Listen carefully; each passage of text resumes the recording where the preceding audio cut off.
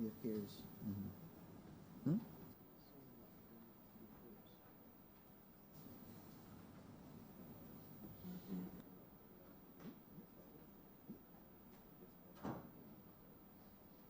Before you put it in session.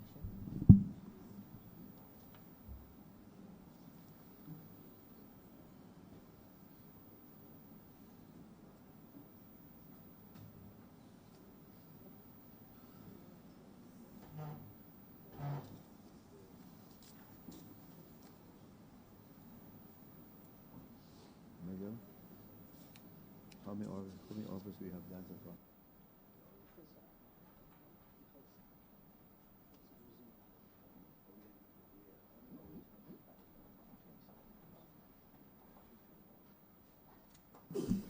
Ready? The House will resume.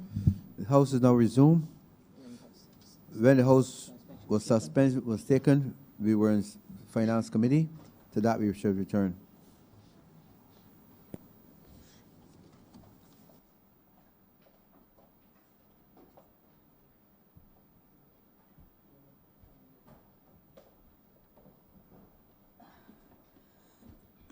The House is now in Standard Finance Committee. We resume at Head 36. The Minister and his team is welcome.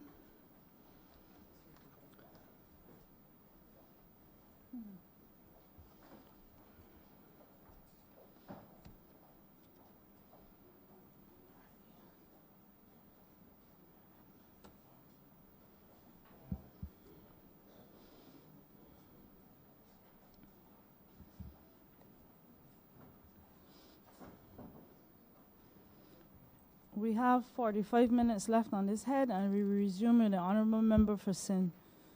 Philip South. Thank you, Madam Chair. I first want to start by commending the Minister and his team at BWA for the tremendous amount of good work that they have done over the past almost 2 years since he became the minister.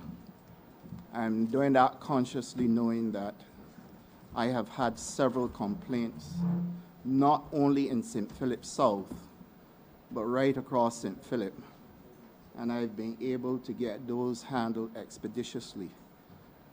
Things like fixing leaks, for example, addressing issues with water bills for the most vulnerable people in St. Philip, and of course, coming to the need of those who would have had burst mains at their meters and needed a solution. So kudos to you and your team. I think it is very, very inspiring to know that the Barbados Water Authority has moved to a level where there is some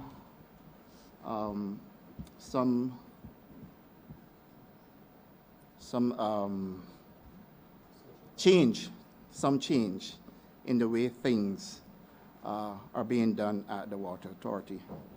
However, there are some things that still remain as a humbug to me as an MP, and certainly to many of the residents of St. Philip. And I speak of St. Philip simply because I traverse the entire parish. And given my history in St. Philip, I am oftentimes consulted on matters affecting the people of St. Philip. You repair the mains, you repair the leaks, but oftentimes holes are left in the road and are left for extended periods and are not being addressed.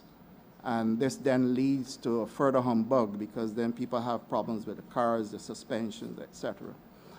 And I am wondering what is the strategy for dealing with matters like these, because, for example, it appears to me that it would be a very seamless thing that if you know you're going to fix a leak and you're going to have to dig up the road, then that there should be a simple transition into patching that road immediately following.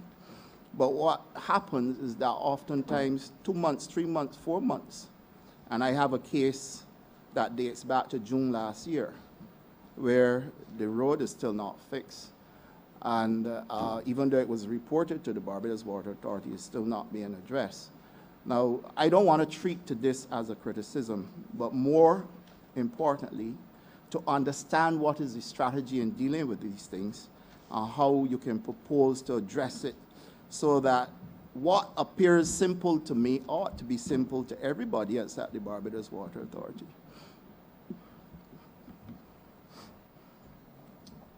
Thank you, Honorable Member. Just to contextualize your concerns, I will admit that they're not localized to St. Philip. This is perhaps one of the most difficult things that we are battling with. Quite often, we respond to burst mains as an emergency because the main is burst, the water is flowing, probably affecting districts with water being off, and the priority is to get that main fixed as quick as possible and resume normal service. That is challenging enough as it is, and the Water Authority had a problem over the last couple of years, predating our administration. And these are some of the issues that the chairman alluded to when she explained the financial situation of the Barbados Water Authority. But the road reinstatement, that's what we call it, the reinstatement of the road after fixing the main has been a difficulty because that used to be sent out to private contractors. But the Water Authority found itself in a position where we could not keep current with those bills, so nobody wanted to do any work for the Water Authority unless they got the money up front, and the Water Authority was simply not in a position to do it. So you had a situation where you would rush to fix the pipe because it was an emergency, and then they either leave the hole there or backfill the hole with what came out of the hole. But if you don't seal that down, the next rain is going to wash it out.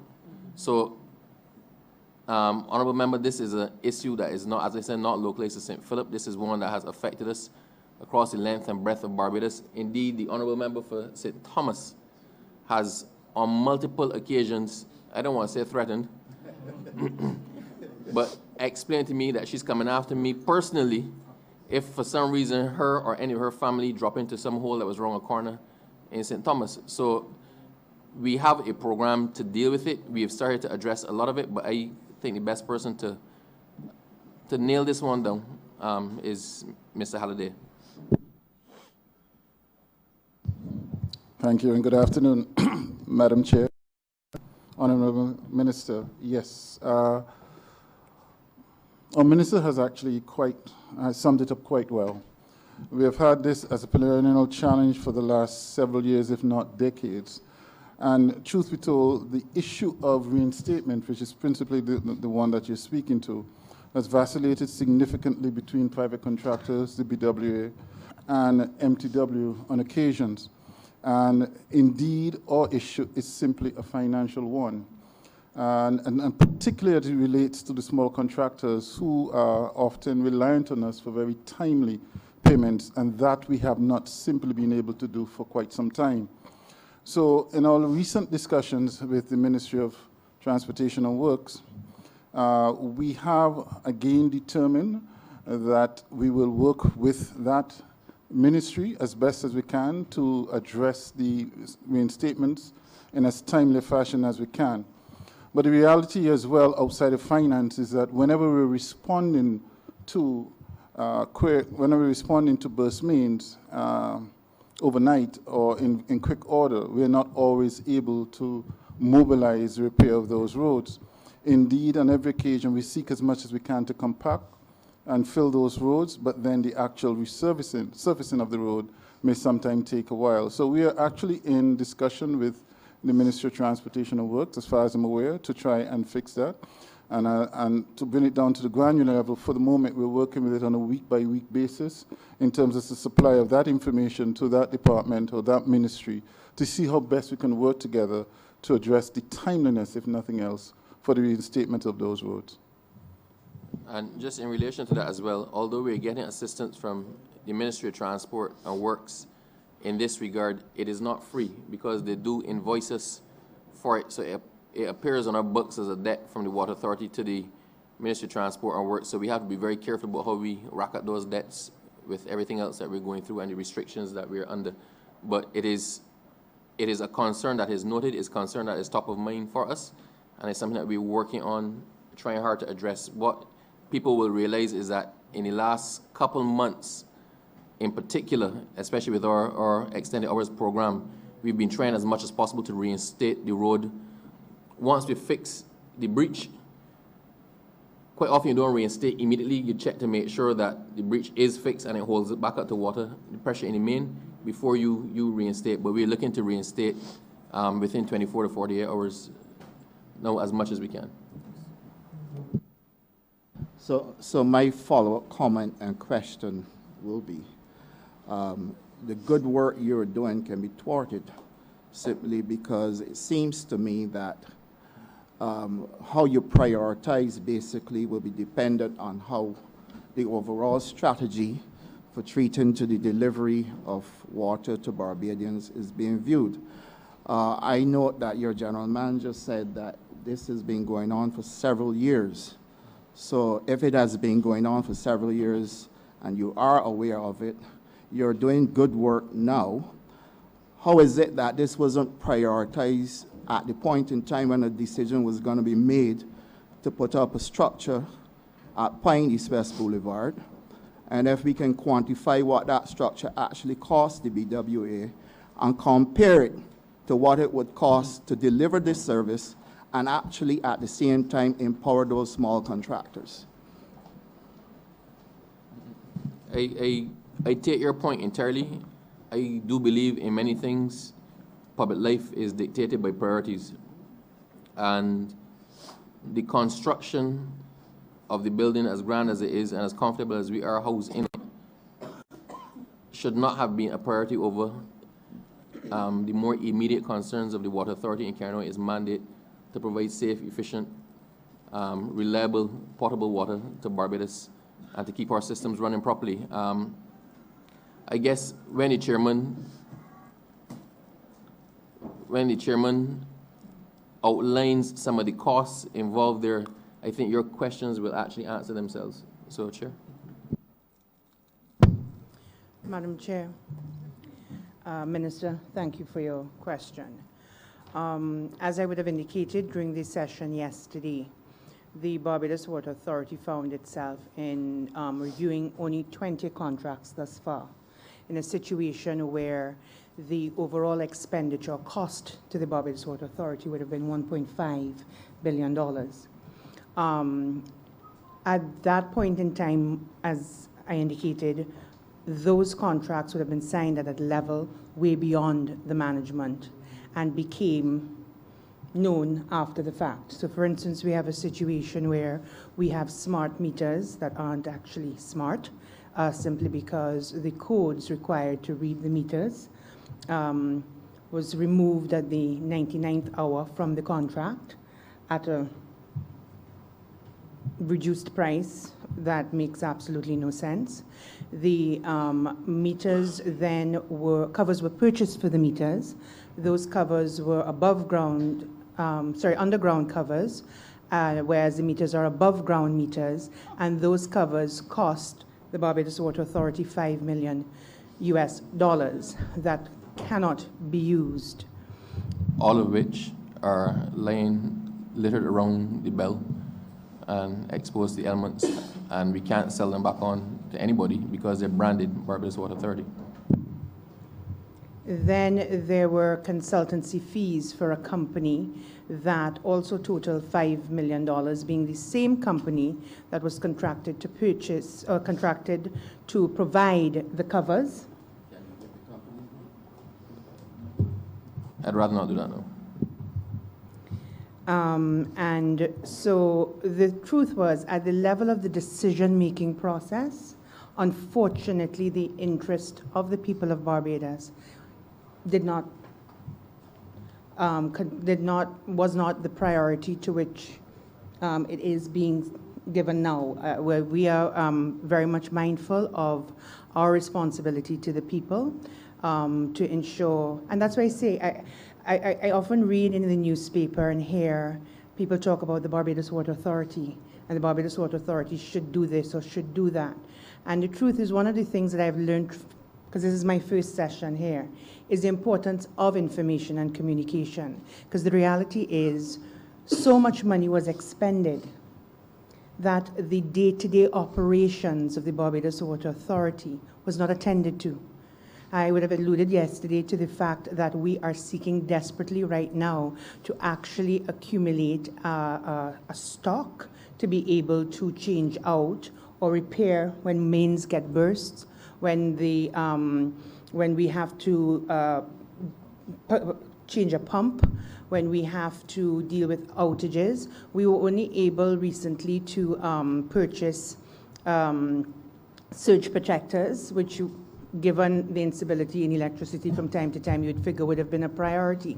But it simply wasn't. So when people say, you know, the Barbados Water Authority is incompetent, they're not. The team that is there, they work very hard. And as a matter of fact, I think they are some of the most resourceful individuals because they had to do so much with so little. The building's cost was over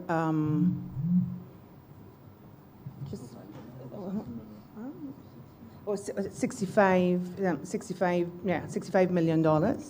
And within it, there were provisions. So, for instance, within the building's cost, there were contracts there that make absolutely no sense. And we've been working with the Office of the Attorney General as well as the Auditor General's office to bring to justice and to recoup some of what was lost. And it was it's monumental, the amount that was lost. And in the process, the day-to-day concerns, the ability to repair roads and reservoirs. I mean, we've had, with the help of the government, been able to fly in pumps on commercial aircraft so that we would be able to give water. And that's why sometimes I say, you know, when things settle, and I am not sure when that'll be, but the story needs to be told. The story needs to be told because right now, the people who are at the Barbados Water Authority are dedicated, resourceful, hardworking, and have been the recipients of much criticism that was never of their making. It was way beyond the level that exists now.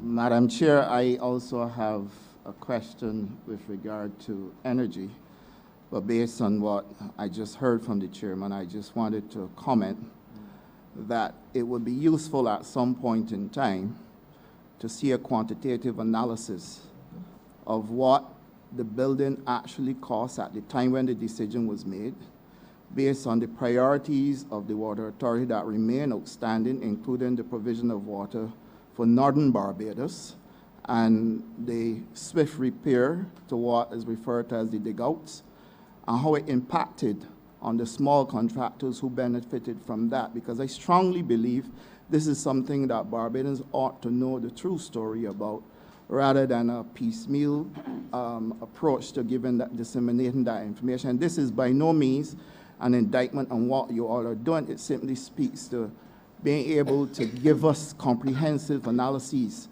on things that took place where we came in functioning office and how they would have hindered how we were able to progress. My question with regard to energy is to do with the provision of natural gas.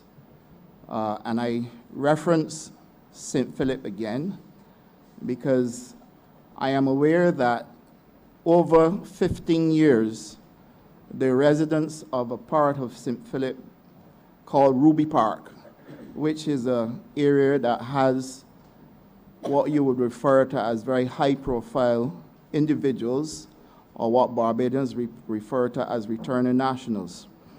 And you will find that from Crane right through to Union Development, from Crane right through to where the Sam Lawrence project is going to be, and that there's the Long Bear Road that has now been repaired, even though it's taken an extended period, but I will deal with that another time. And right in the middle of all of the provision of natural gas, Ruby Park is left out. So I am asking, how do you plan strategically to address issues like this? Because to me, it would have been more cost effective to have included Ruby Park, since you would benefit from the scale of purchase, and that then the methodology employed to just drill around that area and then have to come back, to me, would create a greater cost. My question is this ever going to be addressed? Is there a plan in place for it? And how soon, after 15 years of people asking or more, can it be addressed? I'm going to ask Mr. Ian Bradshaw, the manager of finance, to address that one. Good afternoon, Madam Chair.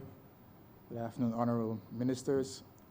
The reality is that the National Petroleum Corporation understands that it's our mandate to provide the natural gas to as many Barbadians as possible. However, the reality is that we are a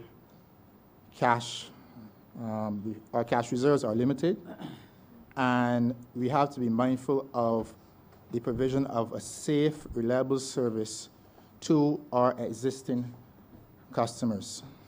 We try wherever possible to expand our grid, and we've been able to, thus far, reach 8 of the 11 parishes, and we have approximately 361 miles of main. And we would hope that we can use the collaboration with the Ministry of Public Works or private contractors to further give that service to as many persons as possible. We agree that there are some areas that the natural gas may run in the main artery of the parish, but may not extend throughout the districts. Our technical staff will continue to provide surveys to see where it is logistically possible to do so. But at this time, we are unable to extend the corporation's grid to areas outside of areas that have a commercial entity, because that commercial entity is what serves to support and augment the supply of service to our domestic customers. The reality is that our commercial entities provide over 77% of our revenue, and we use that revenue in many ways to expand our grid wherever possible. As was earlier said by our CEO, the recovery of that investment sometimes takes in excess of 30 years. So we appreciate that we would like to give the natural gas service to more Barbadians, but we are mindful of the fact that, similar to our colleagues at the Water Authority, we at this time have to put our capital resources into the areas of maintenance at this time. I fully endorse what you're saying, but my question was specific to strategic planning, because right around the area, there's a provision of natural gas. It would occur to me that it would have been more cost-effective to go right through than to have to come back and start a process over. So I asked the question in terms of strategic planning. I know that when your GM spoke earlier today, he mentioned the costs of procuring the supplies like the pipes, etc. I understand scale, and I understand what it would take if you do things in bulk vis-a-vis doing them in small bits. So that my question spoke directly to strategic planning, but I get your answer and I understand what you've been saying. To my mind, though, strategic planning in something where I can use this as a good example, but not just me, the people who are impacted by it as well, cite the same example. And so therefore it might be good not just to focus on this one, but in future to focus on how you're planning so that you get it right the first time. Always, if you have to come back a second time to fix something that would have taken a little more planning, it is far more expensive. And so that's the reason why I raised the question, because the GM mentioned the cost of the provision of the service and the laying of the pipes, etc. Honorable Minister, we do appreciate what you've said, and we're taking it on board.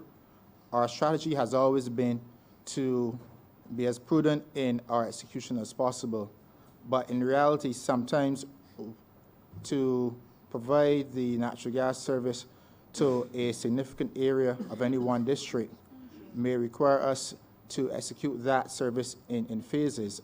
So what we might have done in certain parishes of the island is that we would have hoped to have supplied the entire area with the provision of gas, but matters of lack of capital to work at that time may have not allowed us to execute the entire area as we would have wished. Our natural gas revenues have been impacted significantly in recent times due to the increase of the product. Some 25% of the provision of the LNG gas, and in more recent times we've seen a marginal increase in our local supply. And these two factors significantly have inhibited our ability to expand into more areas and to, as we would say, fully capitalize on the initial investment of putting it into the main artery. Let me add something to that, honorable member. When the natural gas facility in Barbados was first introduced, the natural gas was being supplied from local sources. So natural gas is a byproduct of drilling for oil. So when you're drilling for oil, the natural gas is released. That's why you see on CNN sometimes if they're showing oil fields, you see flames shooting up in the air. That's because they have to burn off, they have to flare off the natural gas because it comes out when the oil is being pumped. Now, because of the initial expansion of the natural gas program, we had a lot of customers on because the gas was relatively cheap. It was being sold cheaply in Barbados. It was sourced cheaply from Barbados. Our natural gas demand is such that we now have to import natural gas to cover the demand. The natural gas that we import is significantly, in terms of times more, than the cost of the natural gas in Barbados. But we didn't want to raise the price of the natural gas in Barbados. So what has happened is that the customers are enjoying the same low rate, and the company is effectively subsidizing the cost of the natural gas supply to Barbadians. So we're doing a delicate balancing act with the customer base that we have now.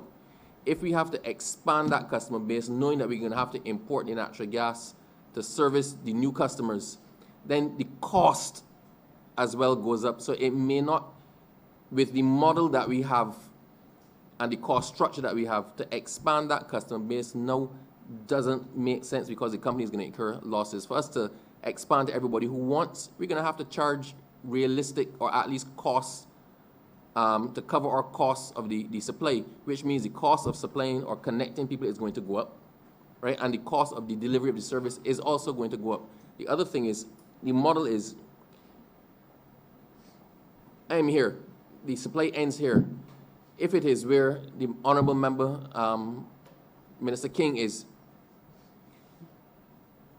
and all of you want natural gas, if Mr. King is a commercial entity and he says, hey, I want to connect to natural gas service, we then charge Minister King for the connection from here to there, and we then connect all the people along that line off at a significantly lower cost. If we can't get a commercial entity effectively to underwrite the cost of the connections, it is difficult for us to do it unless the residents of an area are willing to pay the actual cost of laying the pipe and connecting. So it can work in developments, because the developer himself may pay for the infrastructural costs of putting it in and recoup that on the sale of the lots. But for established developments, people now get charged, I think, $400 and something to connect, 400 something.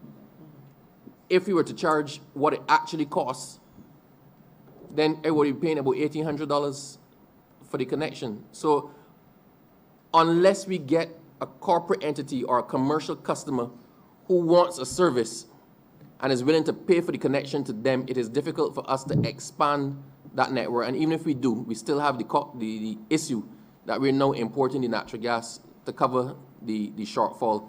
And we're having difficulty passing that cost, that increased cost, onto the customer. Thank you. Honorable Member for St. Michael. Go ahead. I just want to add one more point. My minister said it really well. He knows the natural gas business really well. But there are some opportunities as well. We are currently working with the Light and Power, Barbados Light and Power, and looking at a bridging project to ensure the resilient factor of the country after 2030. So in the event that we can substantiate a natural gas project, a large natural gas project, which is to fuel electric generation, we should be able to provide natural gas. But it is based on the fact that we have a very large scale customer that we will be able to provide more service to the rest of the public. But that's based on if we can realize that project. I remember Mr. Michael West Central. Thank you, Madam Chair. Let me join my fellow honourable members in thanking the Barbados Water Authority for an outstanding job. I would want to particularly thank the Customer Services Manager responsible for the St. Michael West Central area, Melanie Haynes, who has done and responded to every concern we've had. I found her to be very responsive, very positive, and most of all, very cooperative. And it says to me that there is clearly a change of culture and the way we do business at the Barbados Water Authority. So I want to say thanks to the chairman, management, and staff for what I consider to be an outstanding job thus far. Madam Chair, I want to go back to the issue of natural gas. Most of my constituents still consider natural gas to be perhaps the safest mode of distribution. And the residents of St. Michael West Central would like an explanation as to why they oftentimes note that there's natural gas on a main street, but they can't get natural gas into their district. For example, on Fairfield Road, the residents of Gaskin, they want to see natural gas going into these areas. And I understand, and I heard what was said before, but I also am sensing that clearly there is a commercial opportunity for the National Petroleum Corporation. Because if I were in their position, I would want to find out what is the cost of installing natural gas per kilometer or per mile. Because the one issue that we have is that oftentimes the residents simply do not understand why is it that you have natural gas on the main street, but you can't get it through the street that adjoins the main street. So if it's at all possible, if the National Petroleum Corporation can tell us what is the cost of connecting natural gas or installing natural gas per kilometer, and perhaps maybe would the National Petroleum Corporation consider this as a wonderful commercial opportunity. I understand the issue of cost of importation. I would like to get the numbers so we can readily attend to them, and to look and see if there's a variance. Perhaps if we can start a communication campaign to explain to residents, this is the cost per kilometer. If, for example, if it's $5,000 to install natural gas in the street, if you have 100 residents in that area, yes, this is what it's going to cost you per household. And let's see if we can get distribution of natural gas going to these areas. I would perhaps pause there and come back with my follow-up questions. I can give you the answer for that. We estimate it's $100 a foot. So for 5,200 feet, that's approximately $500,000 for 1 mile. Normally, it's not financially feasible. We've done the exercise with regards to what the actual cost per customer.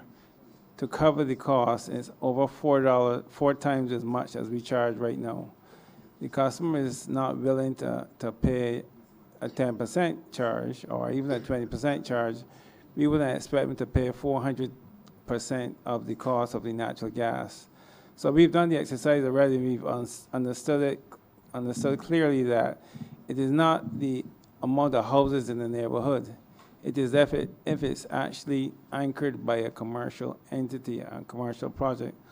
All of our projects we do financial analysis on. We do, if it's a particular road, we will look to see where the main is, and you do the financial analysis, and it only works when it's anchored by a a commercial entity. Now, sometimes you will see that MPC goes on the road, and then you miss a gap or so. But when you do the calculate, it's better to have at least peace than none at all. We have currently 22,000 customers, and you also have to bear the fact that the price of natural gas was not increased between 1991 and 2017. That's the span, and all that time the cost of living, the cost of installation, everything went up, whereas the cost of natural gas stood still. So the capital and the savings required to install, to undertake a capital expansion program was never there. So, you know, and I can see that we've also had a growth pattern throughout the company, 3% growth per year. So while not having a rate increase for all these years, we still were able to increase the customer base by 3% at least per year. And I understand that, but I really, since there are analyses, I would perhaps encourage the MPC to walk with me in the constituency so that we can, for example, go off Fairfield, and if we were to go in, for example, to Gaskin Road, and we can calculate the cost. I'm not sure if these are rates based on mechanical or routine labor. I have not had a chance to distill. I won't take you into that detail. And if we were to do trenching works, how much it would cost. But I really believe that the time has come where we need to have a conversation with the people, because it is something that, as a member of parliament, I continue to be bombarded by concerns about the fact that you don't have natural gas.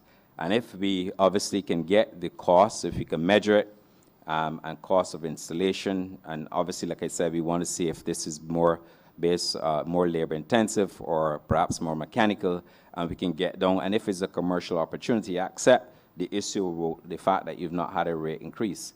But if I think we can have a conversation, like I said before, with the people and say, this is the cost of installing natural gas in a particular area, this is the cost of the monthly billing or per consumption cost for natural gas, and then let the people make the decision. Because you have quite a few elderly people within the constituency, and they have to pay people to get bottled gas. And sometimes you have to weigh the cost versus the benefit. So perhaps that time has come. But I would certainly want to invite the MPC officials and the minister to tour areas of the constituency with me, so that they can see firsthand and hear firsthand from the residents, and perhaps have a conversation with the people in the hope of having natural gas being pipelined to the respective areas.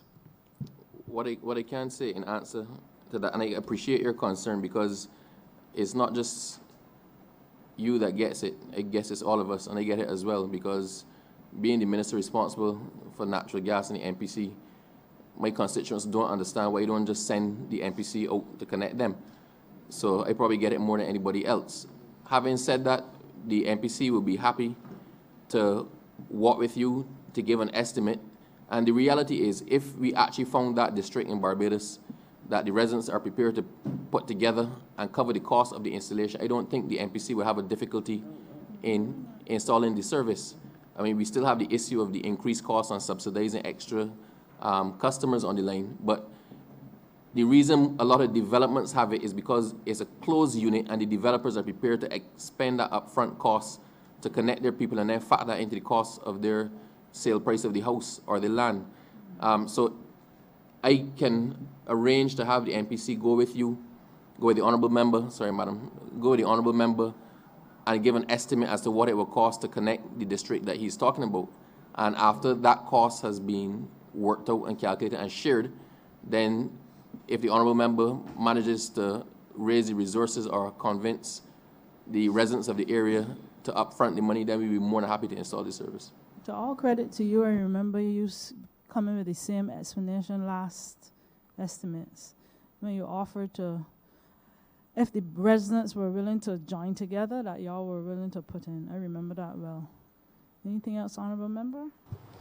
No, I really want to thank the minister. I will take up the minister and the MPC on the offer to tour the constituency, because I too would like to have an understanding of it and to see the commercial and see, because to my mind, I think is a wonderful opportunity to help with the distribution of natural gas. And if price is the issue, then we'll have to address that. Thank you.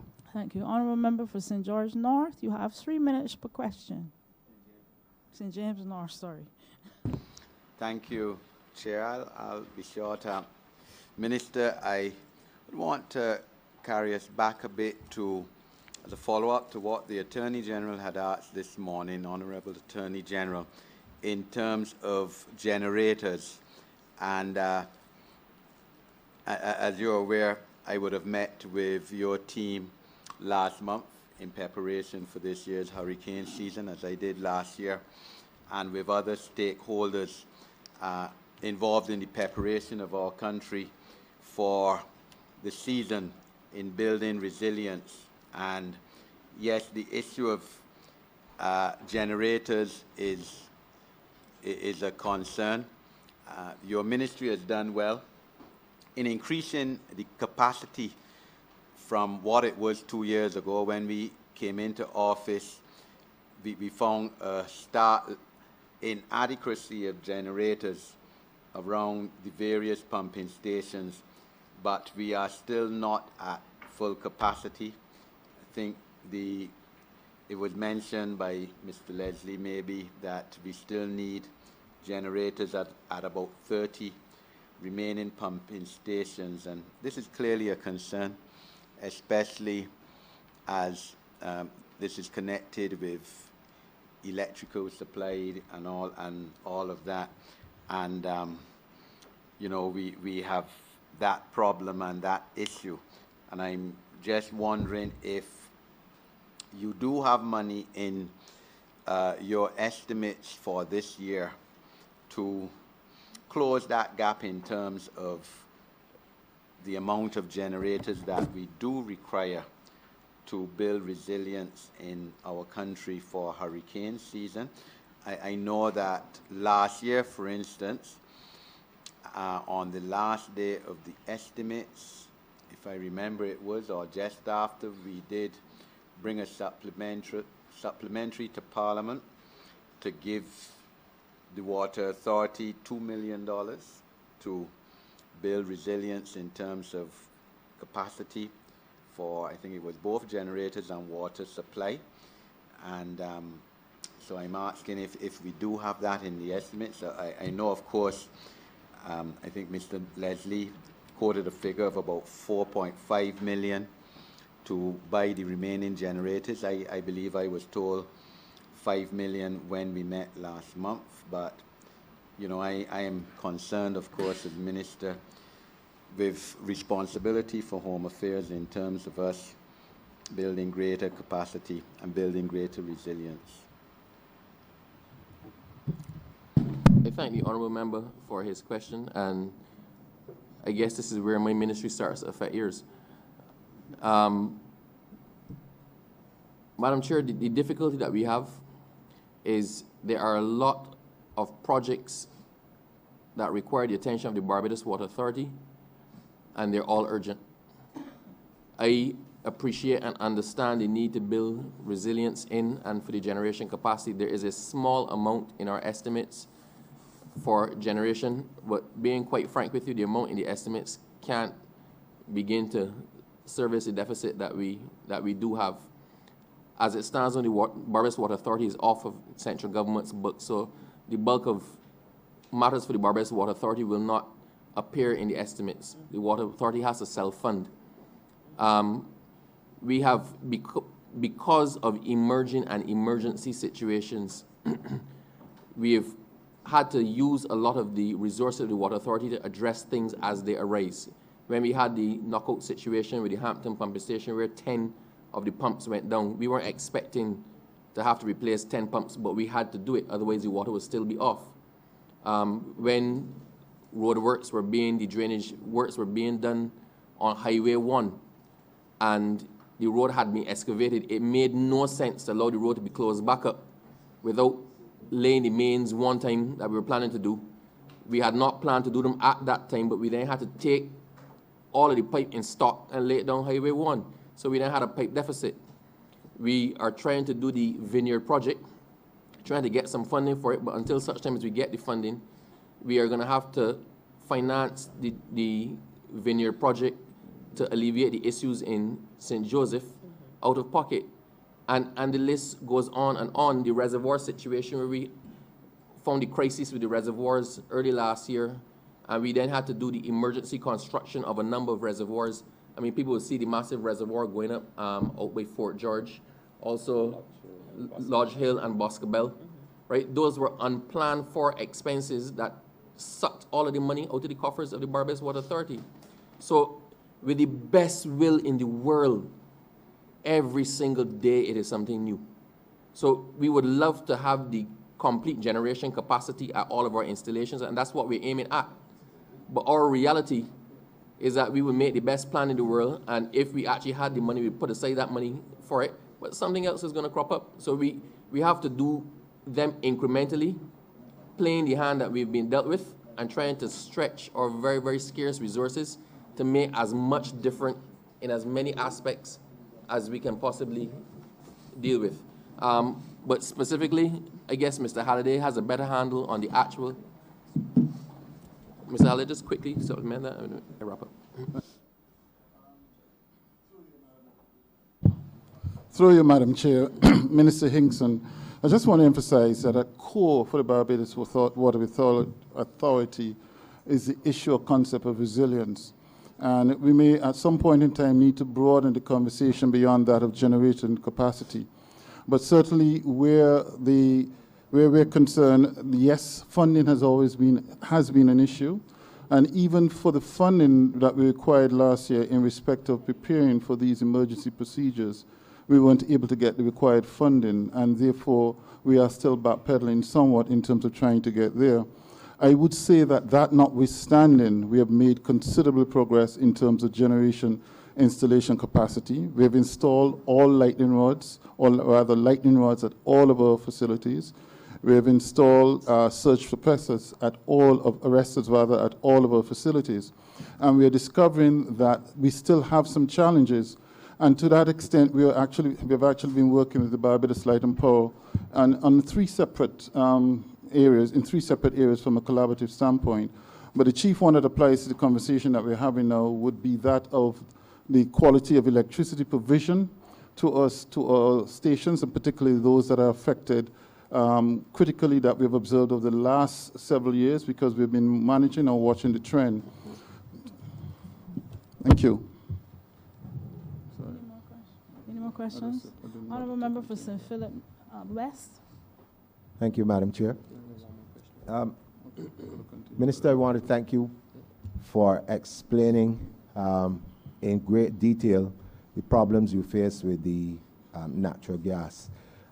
Understanding full well that my constituency is at the heart of the Barbados National Oil Company Limited, and it stretches from there in Woodburn all the way across to the airport. And I've been inundated with requests for natural gas. So thank you very much for explaining to them. But I want to take you back to an issue which I've heard on a number of occasions in Barbados, where the whole idea of desalination, and there seems to be always the concern of cost. And you spoke about it yesterday. I think it was when you spoke about the energy cost to do it. Now, I've been doing some research of my own on some solutions that are happening across the world, and the Tesla Inc. company has just started a number of initiatives in places like Samoa, Southern Australia, using a lithium-ion Powerwall battery, and they have a larger industrial type that they're using to power parts of the world. Have you, at any point in time, investigated these possibilities to drive those types of machinery that you would need for it? And also, there is in Barbados, as the minister responsible for the creative economy, I come across people every day who are in the business of renewable energy. In fact, there is a company that is actually seeking to create these same batteries as the Tesla company is doing. And I say that also to, again, alert you to the fact that I remember Minister Griffith, I think it was, spoke about having a solution for sporting places, such as, you know, basketball courts and pavilions and stuff. And you mentioned that the size of the PVs were not good for putting it on some of the roofs that we have.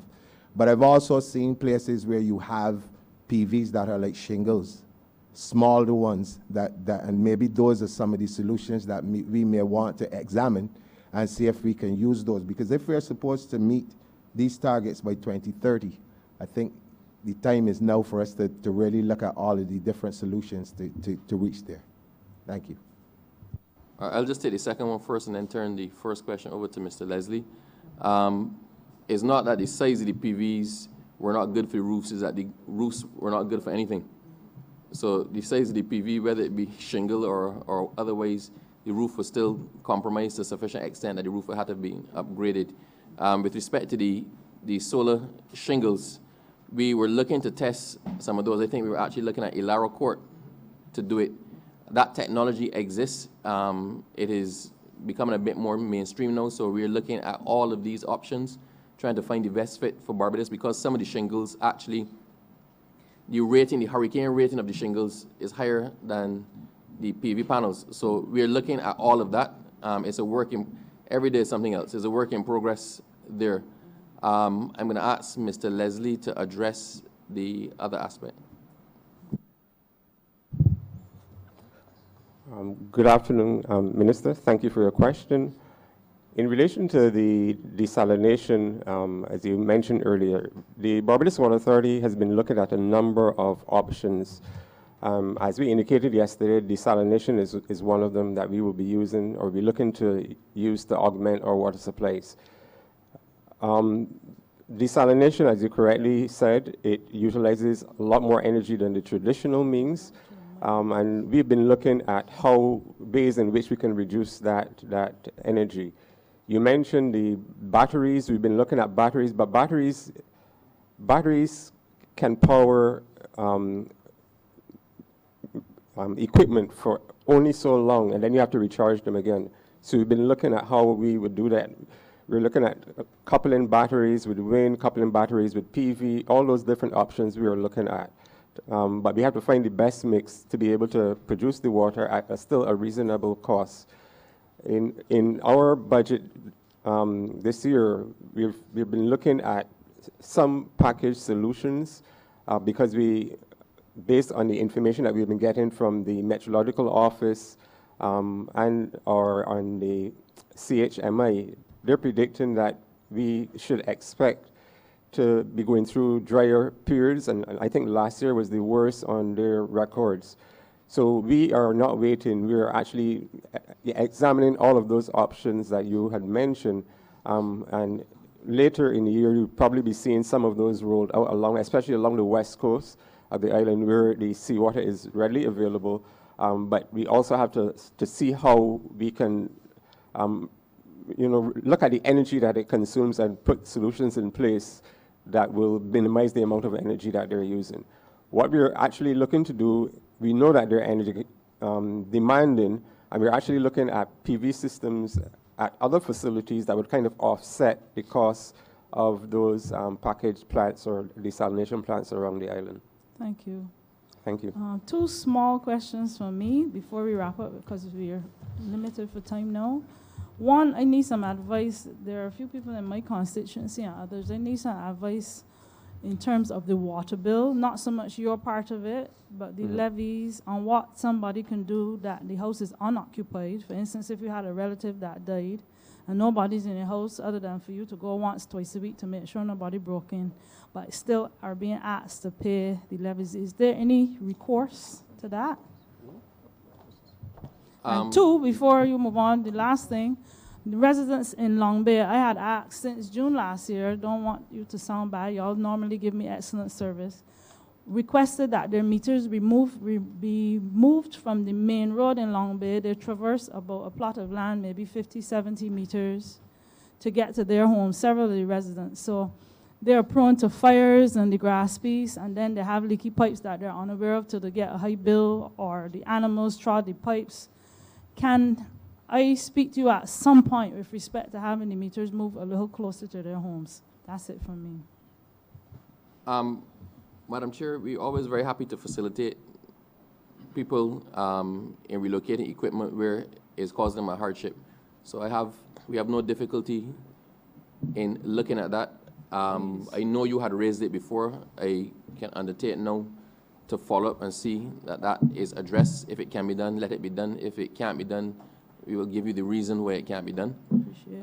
With respect to the unoccupied properties, there are a couple of things that can be done. You can apply for a suspension of service.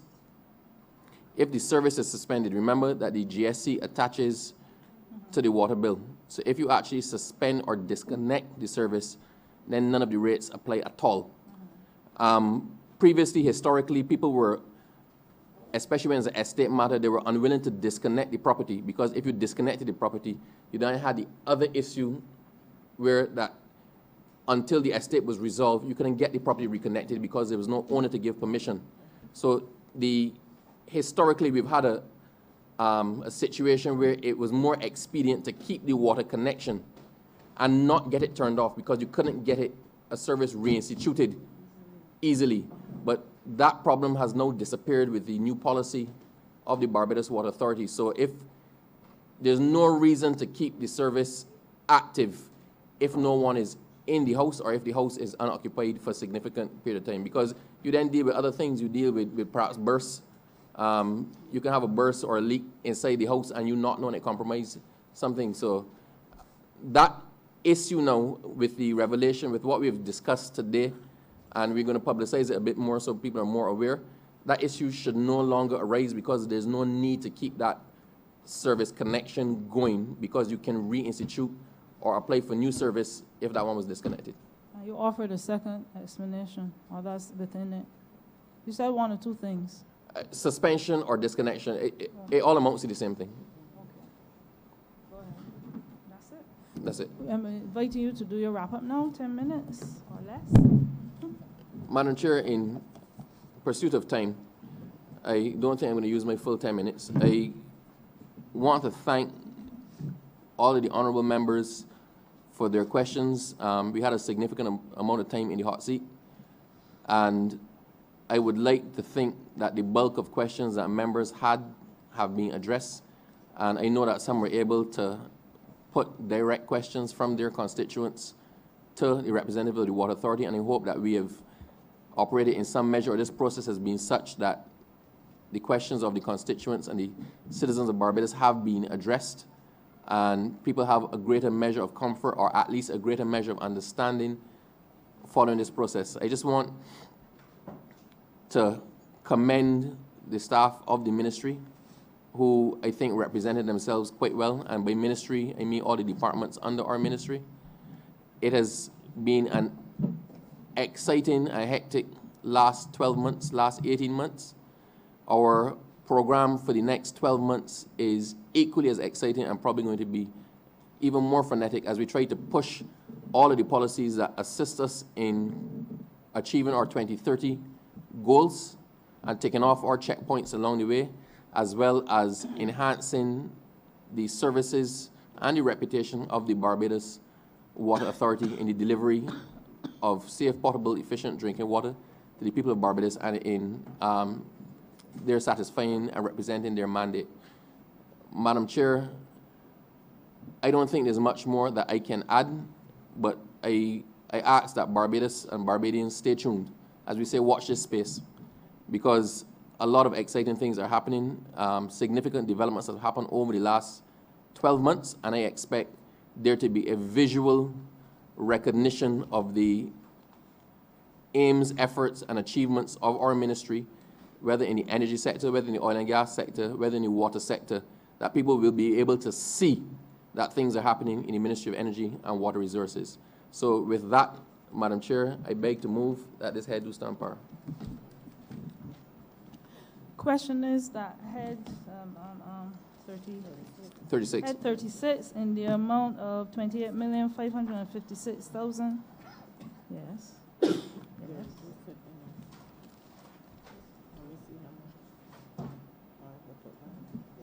I know. In the amount of $28,556,277, Stan Park. All honorable members in favor, please say aye. All honorable members against, please say nay. Methinks the ayes have it. Members may leave the room, Minister. Who doing Linty? May we be excused from? Yes, you may.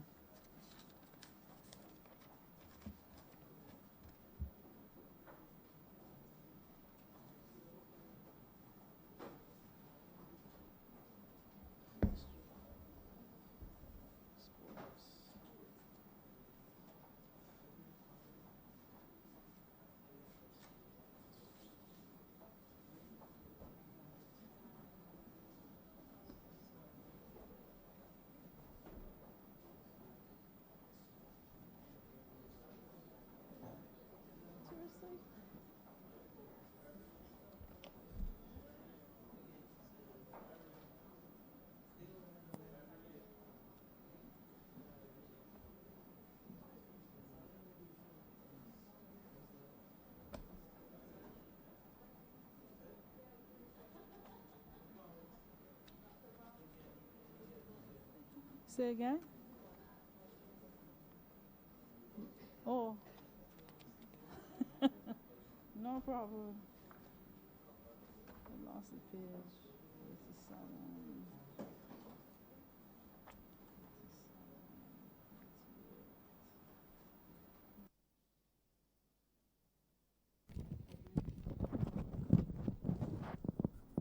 Madam Chairman. Name of the Honourable Minister of Creative Economy, Culture and Sports, Head 90, the sum of $34,479,699.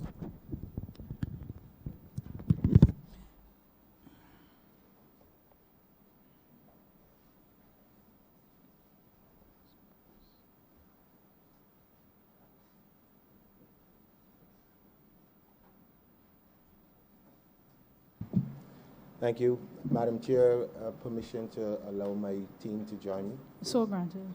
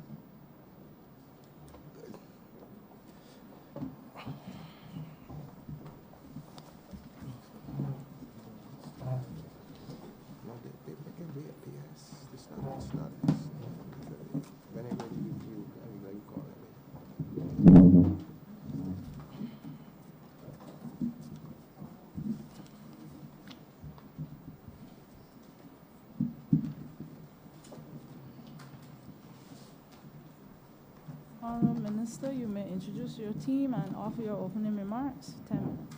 Thank you. Thank you very much, Madam Chair. Let me just go back to come forward, so to speak. Last year, unfortunately, we didn't have the opportunity to come into the well for the estimates. And so I want to take a few minutes to just go back and form some sort of context so people begin to understand what it is that we would have accomplished in the last 18 months and what are some of the challenges that we would have faced in that period. When we came into the ministry, one of the first things that we sort of realized is that there were a number of projects and activities that were stalled. And we had to do a dissecting of it first to find out, why these things would have been stalled. You had projects from early 2000s and different things that were confronting the thing. We also had the opportunity to go out to the various entities that fall underneath the ministry and have one-on-one conversations with staff members and others. And we realized that at that particular point in time, there seemed to be in some quarters a very low morale, a lot of teething problems that people have been dealing with for a long time. And so there was first a restoring of, I guess the only word I would use is confidence in government, that there are things that people were enthusiastic about getting done that were not done. And then we started the process of deconstructing and reconstructing the ministry and the departments that fall underneath it. For this financial year, there are a number of initiatives that we're going to be undertaking, which are going to really be for the benefit of the public at large. When you talk about culture, and I'm going to break them down systematically, oftentimes, I remember last year, I made the comment that culture was not just the arts. It's not just seeing people in terms of dance and food and the other things, but it really was behavior that you want to look at. And if people had a chance to look at the Covenant of Hope, it spoke specifically about us being able to have a national identity, a new national identity. And that is part and parcel of what your culture is, how you view yourself, how the rest of the world views you, how do you behave, how you think. These things cut right across every possible sector of life itself.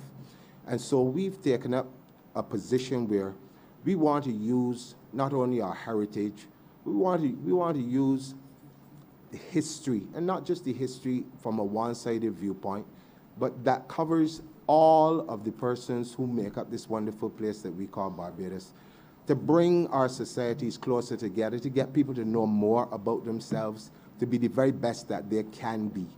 And whilst doing that, we realize that there's a lot of economic potential within the sectors of heritage, within what we call the creative economy. And if you go to any dictionary, there's so many different definitions of the creative economy. But the way we look at it is how do you get your people to use their creative imagination and monetize that?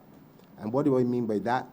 Let's say, for instance, a very simple thing, like you have a needle worker who, for some reason, had a problem with a sewing machine from somewhere, and one of our young people came up with an idea that could get them to not use the traditional thing, but enhance what it does. You can look at that as part and parcel of the creative economy, of being able now to creatively think and imagine how you can do things in a different way and monetize that. And so from that standpoint, the creative economy part of the ministry is one of the things that I believe, and I think I speak for the entire team, is going to be where the biggest impact of this ministry is going to be felt in years to come. Having said that, I want to now take the opportunity to introduce some of the members of the team, and I'm going to start with, to my left, Mr. J.U. Wiltshire, the Permanent Secretary in the Ministry of the Creative Economy, Culture and Sport. To my right, Mrs. Carol Robert Reefer, who is the Chief Executive Officer of the National Cultural Foundation. Mr. Neil Murrell, the Director of the National Sports Council. Mr. Stephen Rowe, who is the Sports Development Officer within the ministry itself. Ms. Maylene Gittings is our Senior Accountant. Ms. Sharon Johnson is the Senior Cultural Policy Officer and Cultural Policy and Research Unit. Ms. Donna Green Rushnigi is the Director of Cultural Policy and the Research Unit. And these are just a few of the persons to let the public know, because oftentimes when you talk about this ministry, people see only sport and the NCF. So they know the National Sports Council and they know the National Cultural Foundation. But the National Archives fall underneath this ministry, as does the National Library Service. and we are also responsible for the museum. And today, we're going to put forward our plans and how we intend to use the monies that have been allotted to us to, like I said before, to better serve the general public of Barbados. Thank you. Honorable Leader of the Opposition.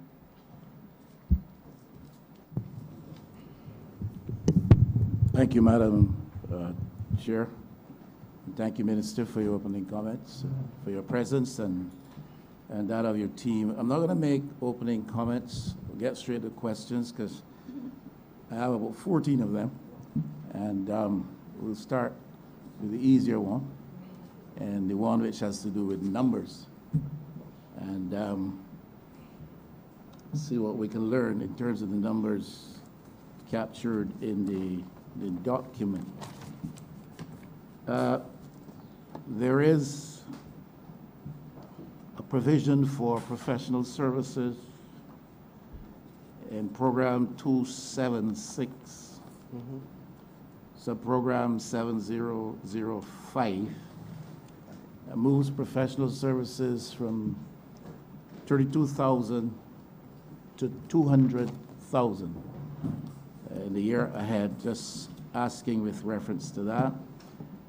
Also in 276, same subprogram 7005, account 415, provision for $500,000. 276, subprogram 0297,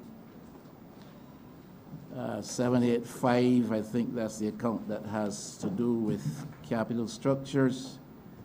There's a movement from $500,000 to $900,000.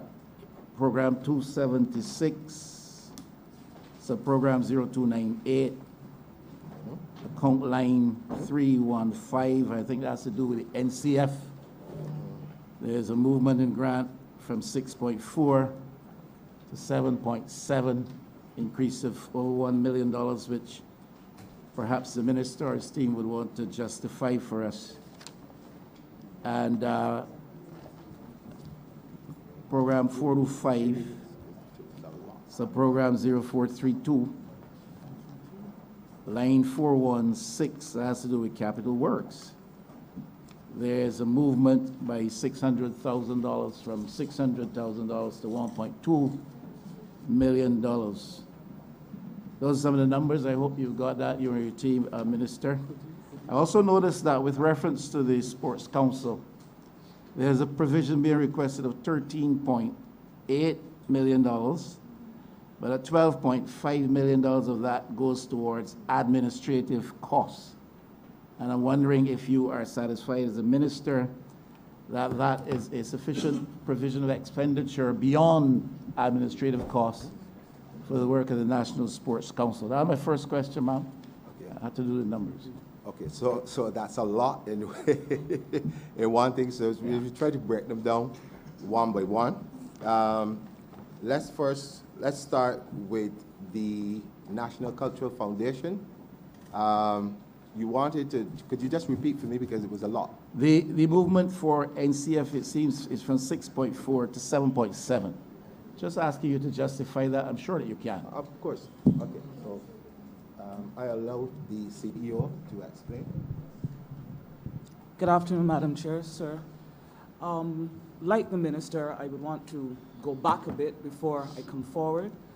Now, in previous years, and therefore in previous estimates, the funding for the foundation, in particular as it relates to the budget for the annual Cropover Festival, was presented as a balanced budget, which is good as an academic exercise, but is a bit untrustworthy in terms of being able to project that at the end of this exercise, which is the production of the Cropover Festival, you would not be in deficit.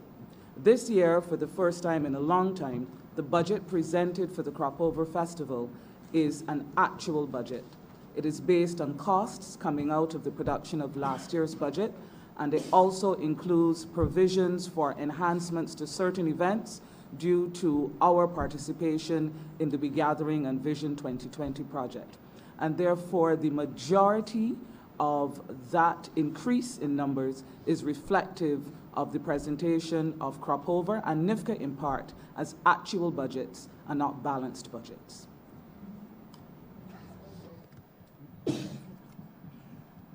Does that help? We're going to move on to the... So, thank you. I'll allow the permanent secretary now to deal with the other matter. Good afternoon. You spoke of item 226, professional services, on the subprogram, on the program 276, culture. And that is the subprogram 7005, general management and coordination services. And you have rightly indicated that the provision for professional services has moved from $32,000 to $200,000. And it has done so, that movement has occurred simply because of the fact that in the next financial year, we are going to be working on revising the national cultural policy that was prepared back in 2011. Obviously, there have been significant movements in the culture and creative economy sphere within that over the last 10 years. And therefore, it is evident that we have to now craft a new cultural policy, and we have therefore made provision in the estimate for that particular exercise.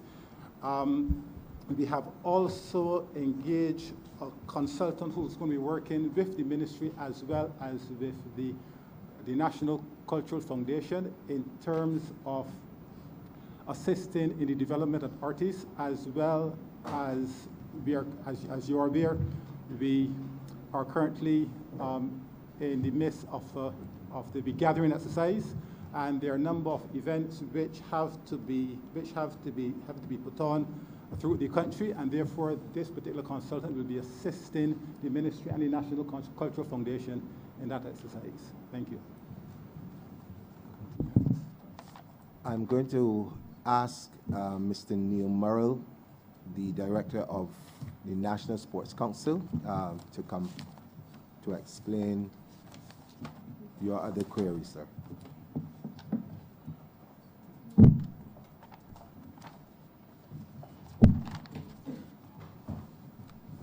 Thank you, sir. Good afternoon to all.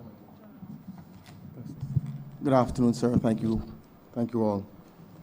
The minister spoke briefly in his opening sentences to a new identity as well as a new national consciousness. And this is where the National Sports Council will be moving over the next year, fiscal year.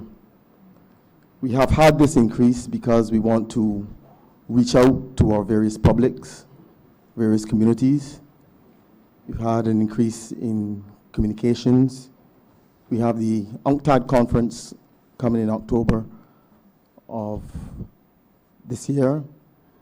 And we have a number of new projects that we want to bring to the table to service the community. So that speaks to the increase for this financial year. Thank you.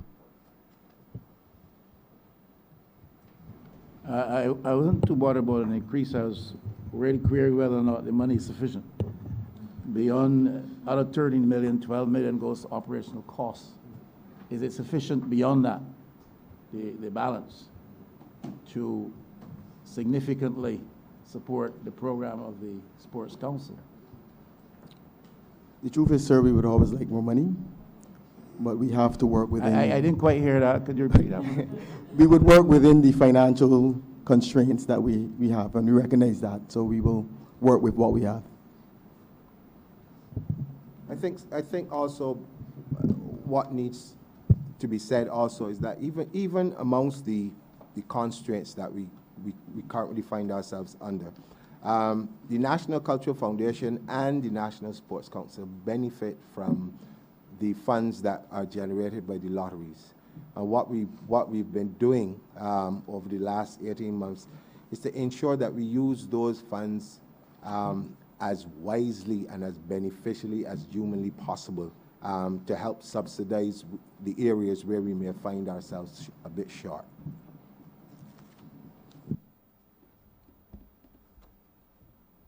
Remember? There were two other parts of that question that had to do with numbers. In 27602977 there's a movement from 500,000 to 900,000. My note suggests it has something to do with Rock Hall as well as the library. So if you could just update us as to what's happening with reference to the Rock Hall. I imagine that's the Rock Hall Freedom Village. Thanks. Rock Hall, as you know, is the first free village in Barbados. The development was conceptualized back in 2002. There has not been a lot of progress on Rock Hall over the last 18 years.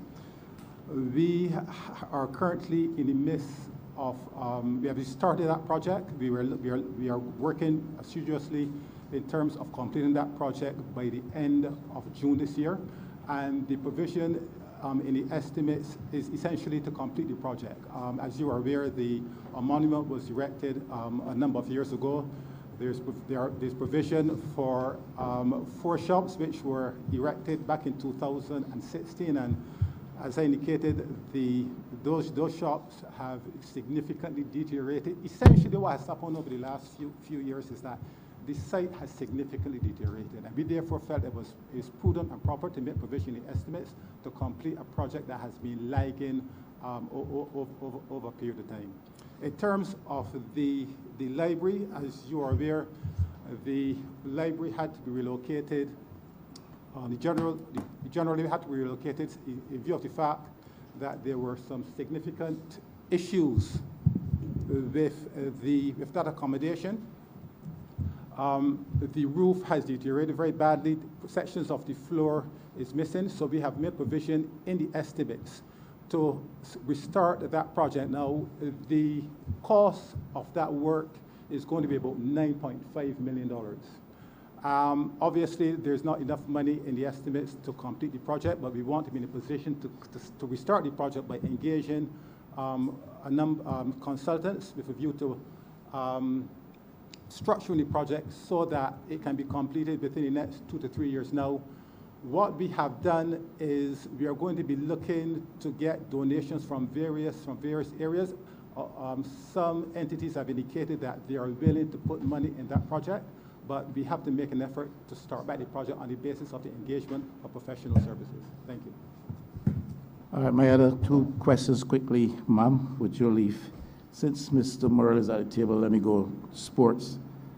Wonder if Mr. Worrell would be willing to advise his board and his minister if the National Sports Council is not now involved in the business of seeking placements for Barbadian sports men and women in the big overseas arena of sports, whether it's football, basketball, or what have you.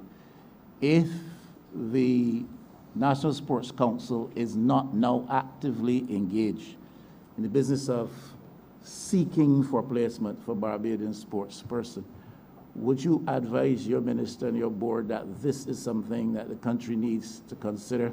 I have a view that we still continue to make sport about sport in Barbados when sports is one of the biggest businesses in the world. So would you give that advice to your minister and your board? And the second part of that, which is my last question at this time, would you advise your minister to advise his cabinet colleagues that perhaps it would be good, if we're not now doing this, that we provide for government scholarships for sporting endeavor for a selected few persons on an annual basis? We're giving state-funded scholarships to people to do engineering and what have you, medicine, what have you. What about sports persons? If it's not now happening, should not we elevate sporting activity to the level where the government provides for 4, 5, 6, maybe half a dozen scholarships every year in some sporting endeavor, using, of course, a transparent selection criteria. All right, so I'll answer your second question first. Barbados has always had a policy, especially as it relates to national associations with regard to scholarships. The number of scholarships given, athletic scholarships, the scholarships given every year, football scholarships, basketball scholarships, and in the main, girls volleyball scholarships. That has been done over the years. The Ministry of Education has also given, over the years, national development scholarships. I agree with you, and if I had to advise further government, that sports has tremendous reach in Barbados. We all know the great talent of Sir Garfield Sobers and what he has done. So sports is a fairly pliable, easy to orchestrate and easy to bring that sort of recognition to the country. So yes, if I had to advise the government or the minister, I would also help them to recognize that sport should be part and parcel of a normal athletic, a normal scholarship, part of the National Academic Scholarship Program, yes. Just for clarification, ma'am, are you saying that at this moment, we could say that there are sports persons who have had what we call a Barbados scholarship in some sporting endeavor? Or are you saying that there have been some people who have been sponsored to some extent with funding to enable them to benefit from a program overseas? There's a big difference. Yeah, there've been many scholarships have been given over the years in various sports, in athletics and other sporting endeavors over the years. If you want to boil it down to an academic sporting scholarship, that is a slight difference that we're not looking at. We give general academic scholarships over the years, but I think you're suggesting that we should have sporting scholarships. Yes. But at the same time, you would have to tie that basically to an academic scholarship as well.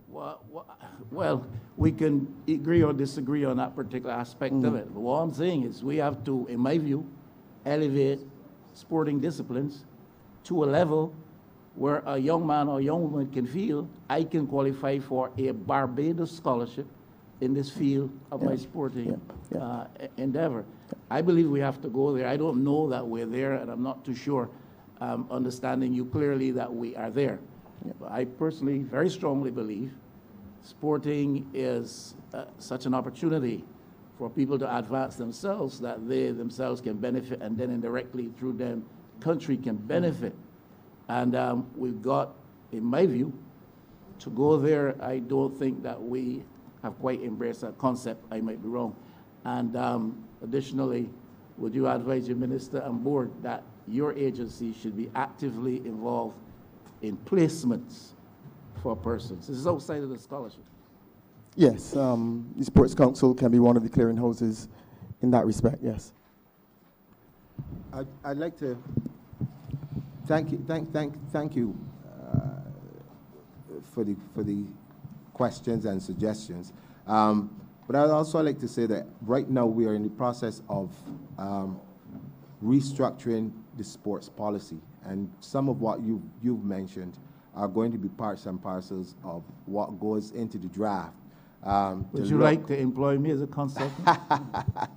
Well, I think we've started all of that already, but it's good that you're able to think along the same lines as we do. I am hearing behind my head, if I come over, the government will.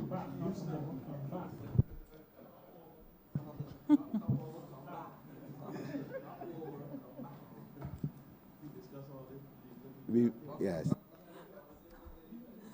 Honourable member for St. James Central. Thank you very much, Madam Chair. I want to ask a question of the Minister and Mr. Murrell in particular, which is a little bit of a continuation from where the Honorable Leader of the Opposition left off.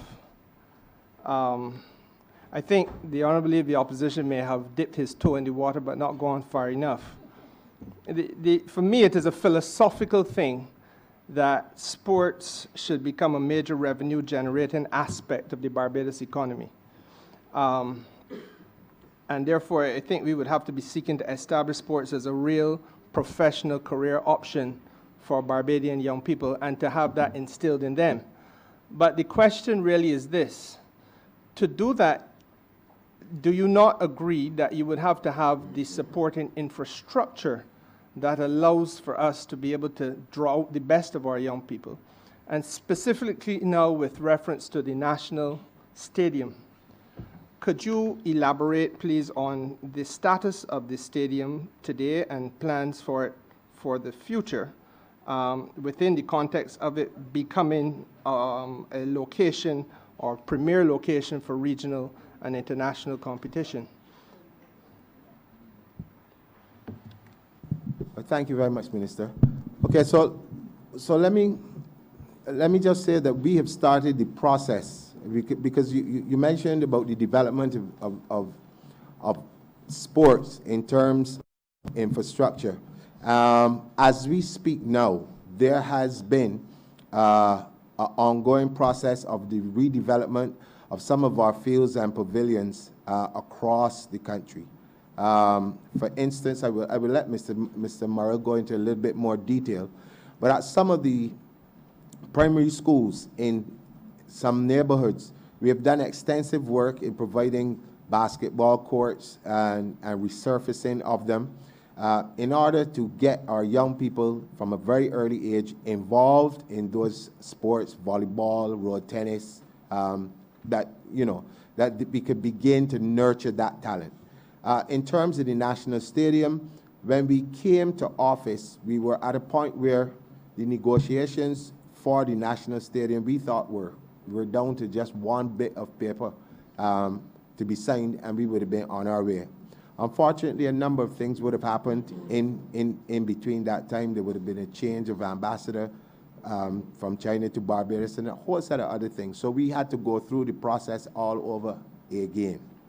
But to answer the question where we're at now is that all we're waiting on at this juncture is to get look at designs that are going to come from the Chinese side for us, remembering full well that this is grant funding, it's not a loan, and so therefore they're working with us to help us to get this brand new stadium up. So all we're waiting for right now, Minister, is designs to come in that we can agree upon.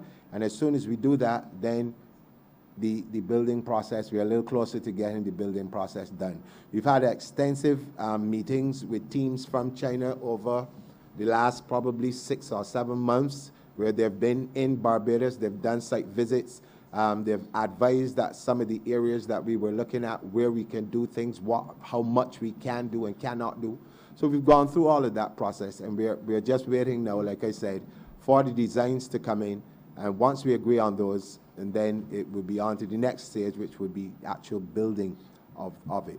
But while we do that, we do recognize that on the ground in the communities is where you also need to do some work on the infrastructure, because if you want to encourage people, and our slogan is sports for all, if you want to encourage the young, the old, the persons with disabilities, you must upgrade the facilities that exist. And a lot of these facilities would have been built probably in the 70s. And so they no longer really serve the communities that have grown over time as they should. So we've undertaken that as I said, as we speak, a number of them are being refurbished. I could speak to Dover, which has been very popular in terms of cricket. Bayville School has been done.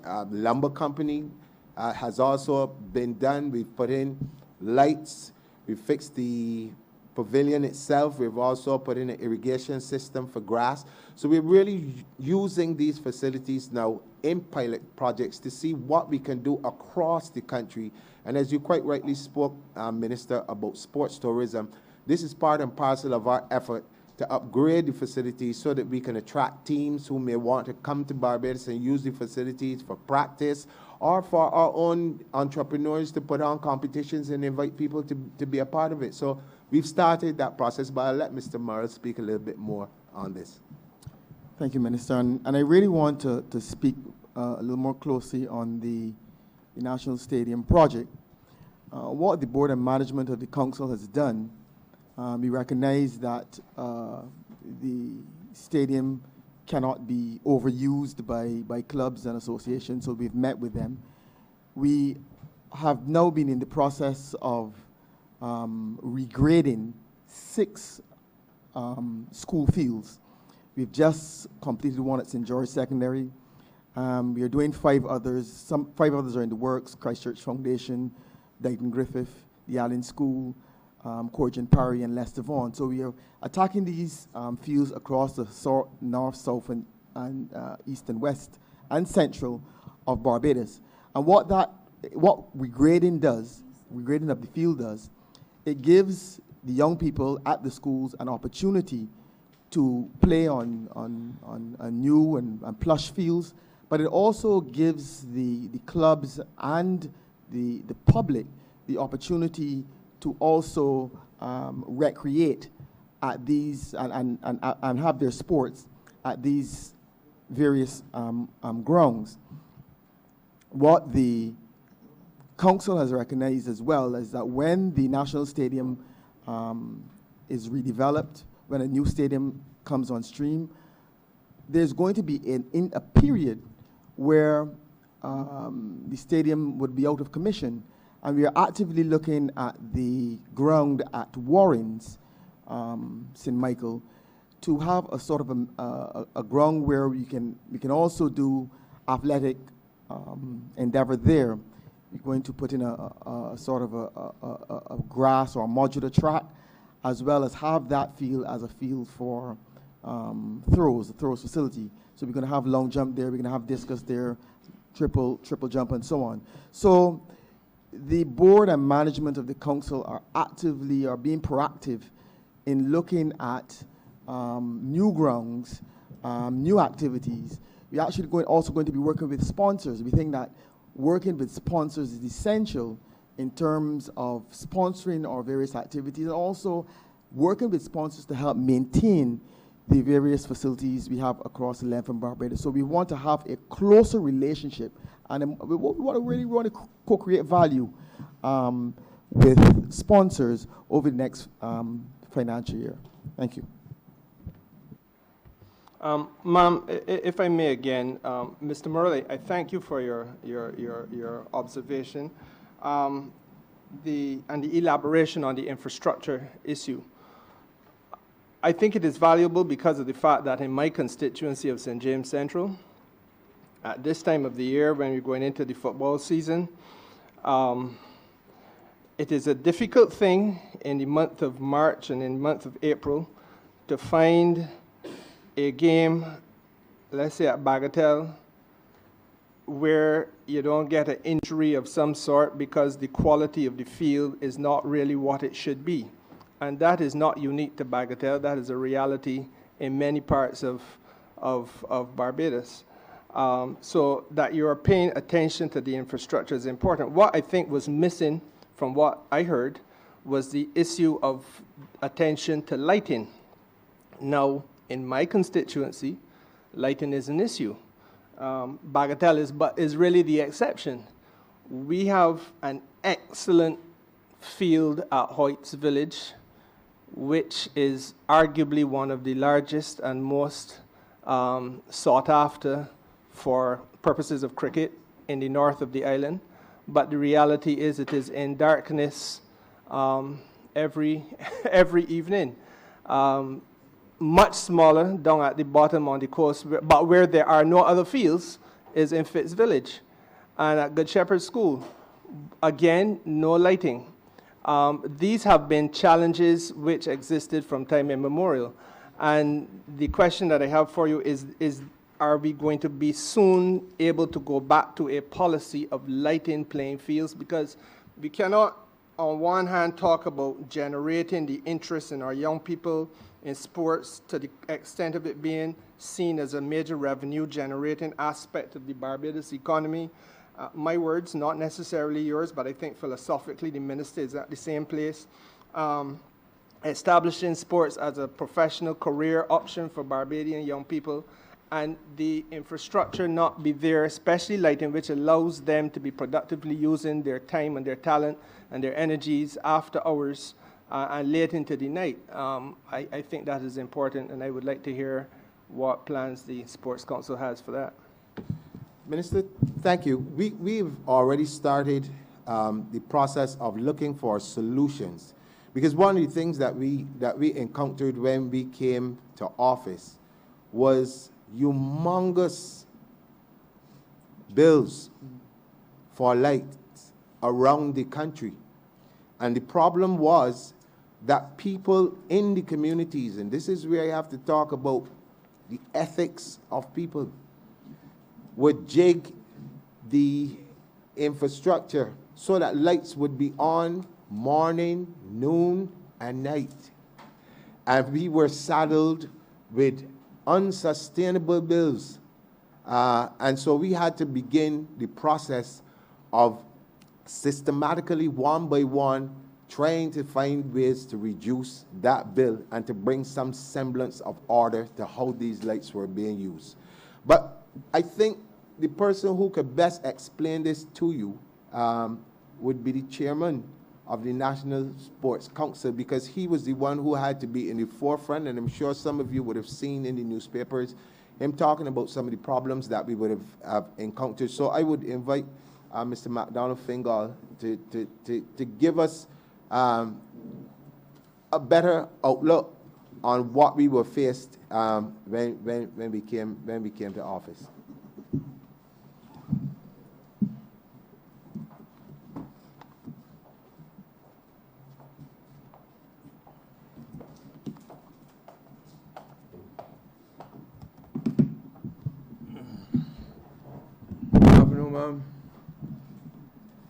Thank you, Mr. Minister. Thanks, Mr. Simmons, for the question. Yes, we had a problem when we first came in with a light bill about $500,000. Actually, more than that, $540,000 for the year. And in terms of the tokens now, to match it back, no match at all, just a few $1,000s. So the minister used a word like jigged, but it is thieving. You understand?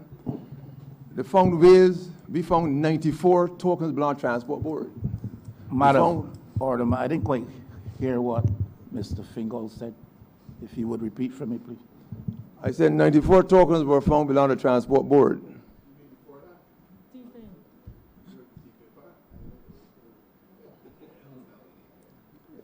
You never heard the word thieving before, sir? Did you say thieving, sir? Thieving, sir. Thieving. Is it not allowed in this chamber, sir? Ma'am, I am sure, I'm sure thieving is allowed in the chamber. I just wanted to be clear, understood that at the Sports Council, it is his view that there was thieving, with one respect, to the extent of over $500,000. No, it tantamounts to that. What I'm saying is that when you go and rig the system, sometimes they set it up. They have people in Barbados who have electrical knowledge outside the people that are supposed to be working in that area. So they know how to rig it, set it up, and then sometimes they can't get turned off, so it shows night and day. But we don't see it in the daytime because we're competing with the light. But then all of a sudden the bills reflect it. And when to know, for instance, what hurt was that the Barbados Light and Power Company has suggested that we charge $35 for each token based on the type of energy that goes out. But we only charge 10 because that's like giving away, but we just wanted people to come and use the facilities.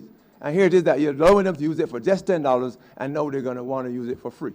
So that we could not, it couldn't sustain it. Because we got to be paying out money, nothing coming in. And then there's other things involved too, repairing the lights. Like for instance, right now, the council does not have a position called a maintenance technician. We don't have that. We need that. Because last year we paid $316,000 in maintenance alone, just in people going and fixing lights and doing plumbing and stuff like that. And if we had someone on staff, we wouldn't have a problem because they'd be working for us and they'd be doing the same work. And it would, of course, the cost wouldn't be like that. It was just about $50,000 or so. So this is what we need to. So it's not only about the money. Yes, there's money involved, but if we can save money, it would also help. And that's what we're trying to do. So now what happened is that we had to find a system that was fair, a system that everybody would be pleased with. And what we did, we shut down the whole thing one time and invited everybody in. And they came. Over 100 people came. And we explained our position, and they understood. So we put a policy in place where we wanted someone from the community to be in charge of a key for that particular venue. So they came in, they signed, and they had to, it was written in such a way that they knew they were responsible and had to get a count. If we were to find one foreign token in that box. So we had a bag for each facility. So if the bag costs CA, when we go there, we put the tokens in there, we find a foreign token, then you got to explain it because you only got a key. And that they accepted, and that's how it was working. Of course, now some people find some ways to just rig it again. Yeah. But every time we hear that it's rigged, or we know it's rigged, we're going to shut it down again and set up. Now, for instance, there's a particular place we have to now change the person because we couldn't trust him anymore. He said he was going to do the job, and now we got to change it. So that's where the real thing came from with the lights. But we know that lights are necessary. We want everybody to have lights, but it is very costly, and the money has to be coming from somewhere. Even every time there's a bulb that has to be fixed, we have to hire. We don't have a cherry picker owned by the council. I think the government has one, but they only go to 40 feet. Ours go out to 50 feet. And therefore, they can't fix unless we hire someone. And that's $600 or so an hour just to come out and do it every time. And it's all over the island. I mean, every parish has this problem. So we had to try and counter it, and we are doing a good job as far as concerned. All of a sudden, there's some balance going on. But just it's not perfect. I figure if I got 85% of it going, that in terms of standard deviation, I would accept that. So we have it around that time, 85% now that's working well. And I'm satisfied that we are getting things normalized. And yes, people are going to complain. Some constituency are going to suffer sometimes, but we're going to correct it as it goes along. And when the people start to cheat again, we'll fix them too. My last question would be a follow-up on the same point that is being made by the chairman. When the party to which I belong was campaigning for the government that we have won, we were telling the people, in keeping with the philosophy articulated by the then leader of the opposition, now Prime Minister, that there were a few things that we had to look at: the public interest that we had to protect, the public mischief we had to correct, and the question of whether there is any technological solution that could be deployed to solve some of those mischiefs when we identified them. So the question for you, Mr. Chairman, is this: is there any technological solution that can be deployed in terms of lighting? Because I take your point, clearly there was thieving, but we want to make sure that in an effort to stamp it out, that you use whatever technology is available to make sure that existing light playing fields that have lights are able to do so in a cost-effective way, while allowing the Sports Council not to struggle to find money to pay an unnecessary bill, but to deploy such money as it does have in allowing places like Fitz Village in St. James or Hoyts Village in St. James to get little light too. And that is the question, sir, for you. And not only in St. James, every other parish will benefit when we get through, sir. What we do have is that there's the technology allows us now to have like top up. Whereas before you had to go and buy a token, because now to fix these boxes, the boxes are outdated now, by the way. So we do top ups now, but we want to do an experiment first. And I think the first place that we want to do is experiment. Unfortunately, sir, it's not Hoyts Village. It was Briar Hall, where we would want to do it like a pilot project to make sure it's working correctly before we send it out, because we want to make a mistake, make it with one rather than with all. So this top up business, you will go in and just like you top up on your phone, you top up and you get. It works better because if you lose only half hour, But when you finish, that half hour remains we do next time. With this system we have here, if you put in for an hour and you leave a half hour, they're going to run out the hour. So it is more efficient and is more beneficial to the purchaser as also and to us too. So Heights Village and all the other villages will be in time presented with this particular form of technology. If I may also add to that, Minister, we've started discussions with some local entrepreneurs in being able to help us to find renewable energy solutions also that would help with this particular process. The BNOC has already started to look at a pilot project for us. So these are the things that we're actively pursuing as we speak, in being able to reduce the energy costs, be able to give the public the opportunity to use the facilities at a much higher level of usage. And also, again, if you want to look at it for the sheer vision of 2030 of us becoming fossil fuel free, this is where we begin to play our part at this point in time. Thank you. Honorable Member for St. Michael East. Thank you, Madam Chair. First of all, let me thank the Minister, in whom I have great confidence, not only in him, but his team as well, to achieve the objectives that he has set about to achieve. Now, for considerable time, and I'm starting this way because I heard the Minister place the emphasis on a national consciousness. I too am fairly obsessed with the achievement of a national consciousness. Obviously, trying to, hopefully, we'll be able to establish a universal definition of what constitutes that consciousness. But what I know for sure is that we've had major cultural imbalances in this country as a result of the evolution of its history itself. And we have a number of persons in culture that promote things like George Washington House. And they want to save every plantation house so they have the memories of the plantocracy.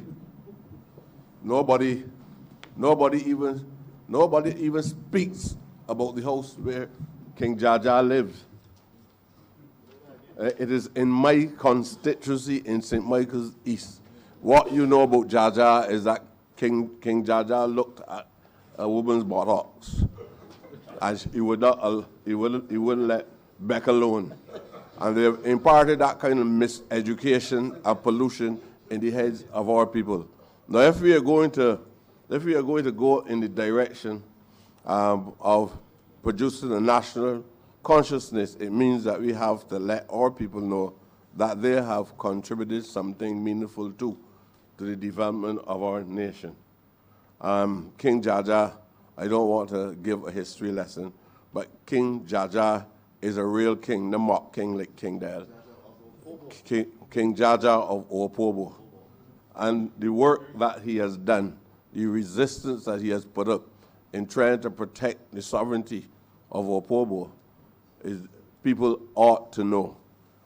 Is a man protecting the palm oil industry in Africa and was lured on board a ship like Henri Christophe, it was Christophe, for the discussions and brought to the Caribbean. And you should ask yourself the fundamental question: why would they bring a commoner, if he was, and put him in that house opposite?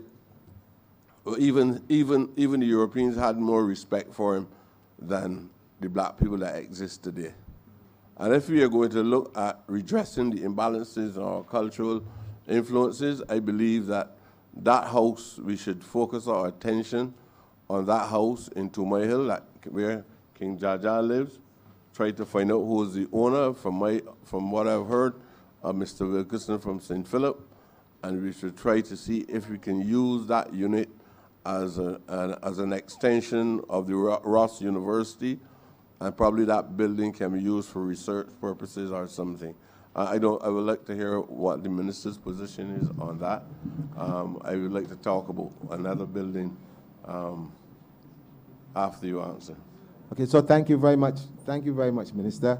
Like you, I am very conscious of the things that we promote as heritage and of significance to us as Barbadians.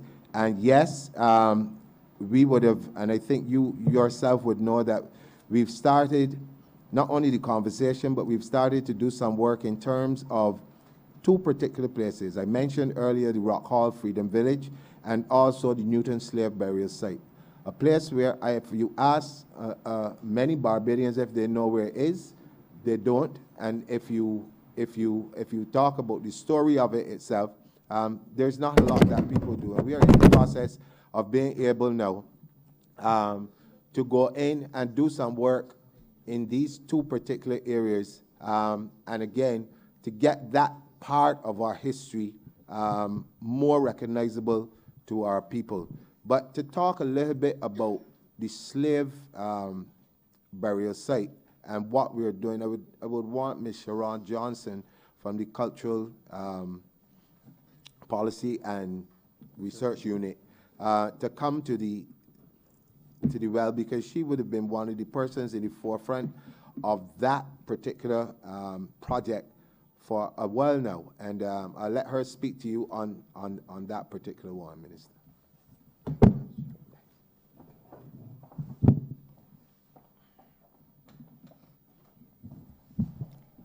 Thank you, Minister. Good afternoon. As the Minister would have indicated, our ministry's intention and strong focus in 2020 is to inculcate a strong sense of national pride and to promote the protection and the preservation of our cultural heritage. One of the major projects that we're focusing on is building a National Register of Historic Places.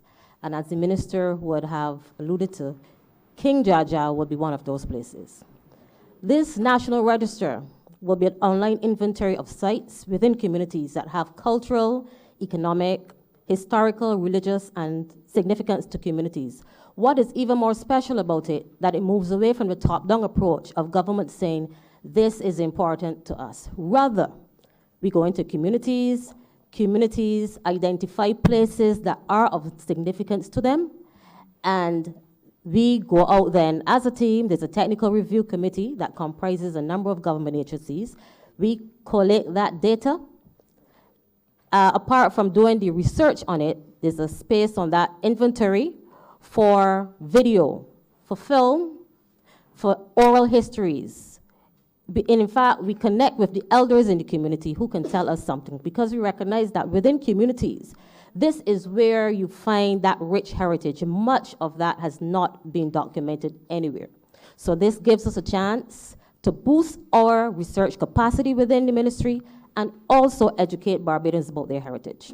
As I said, King Jaja House is one of those houses that we are currently working on.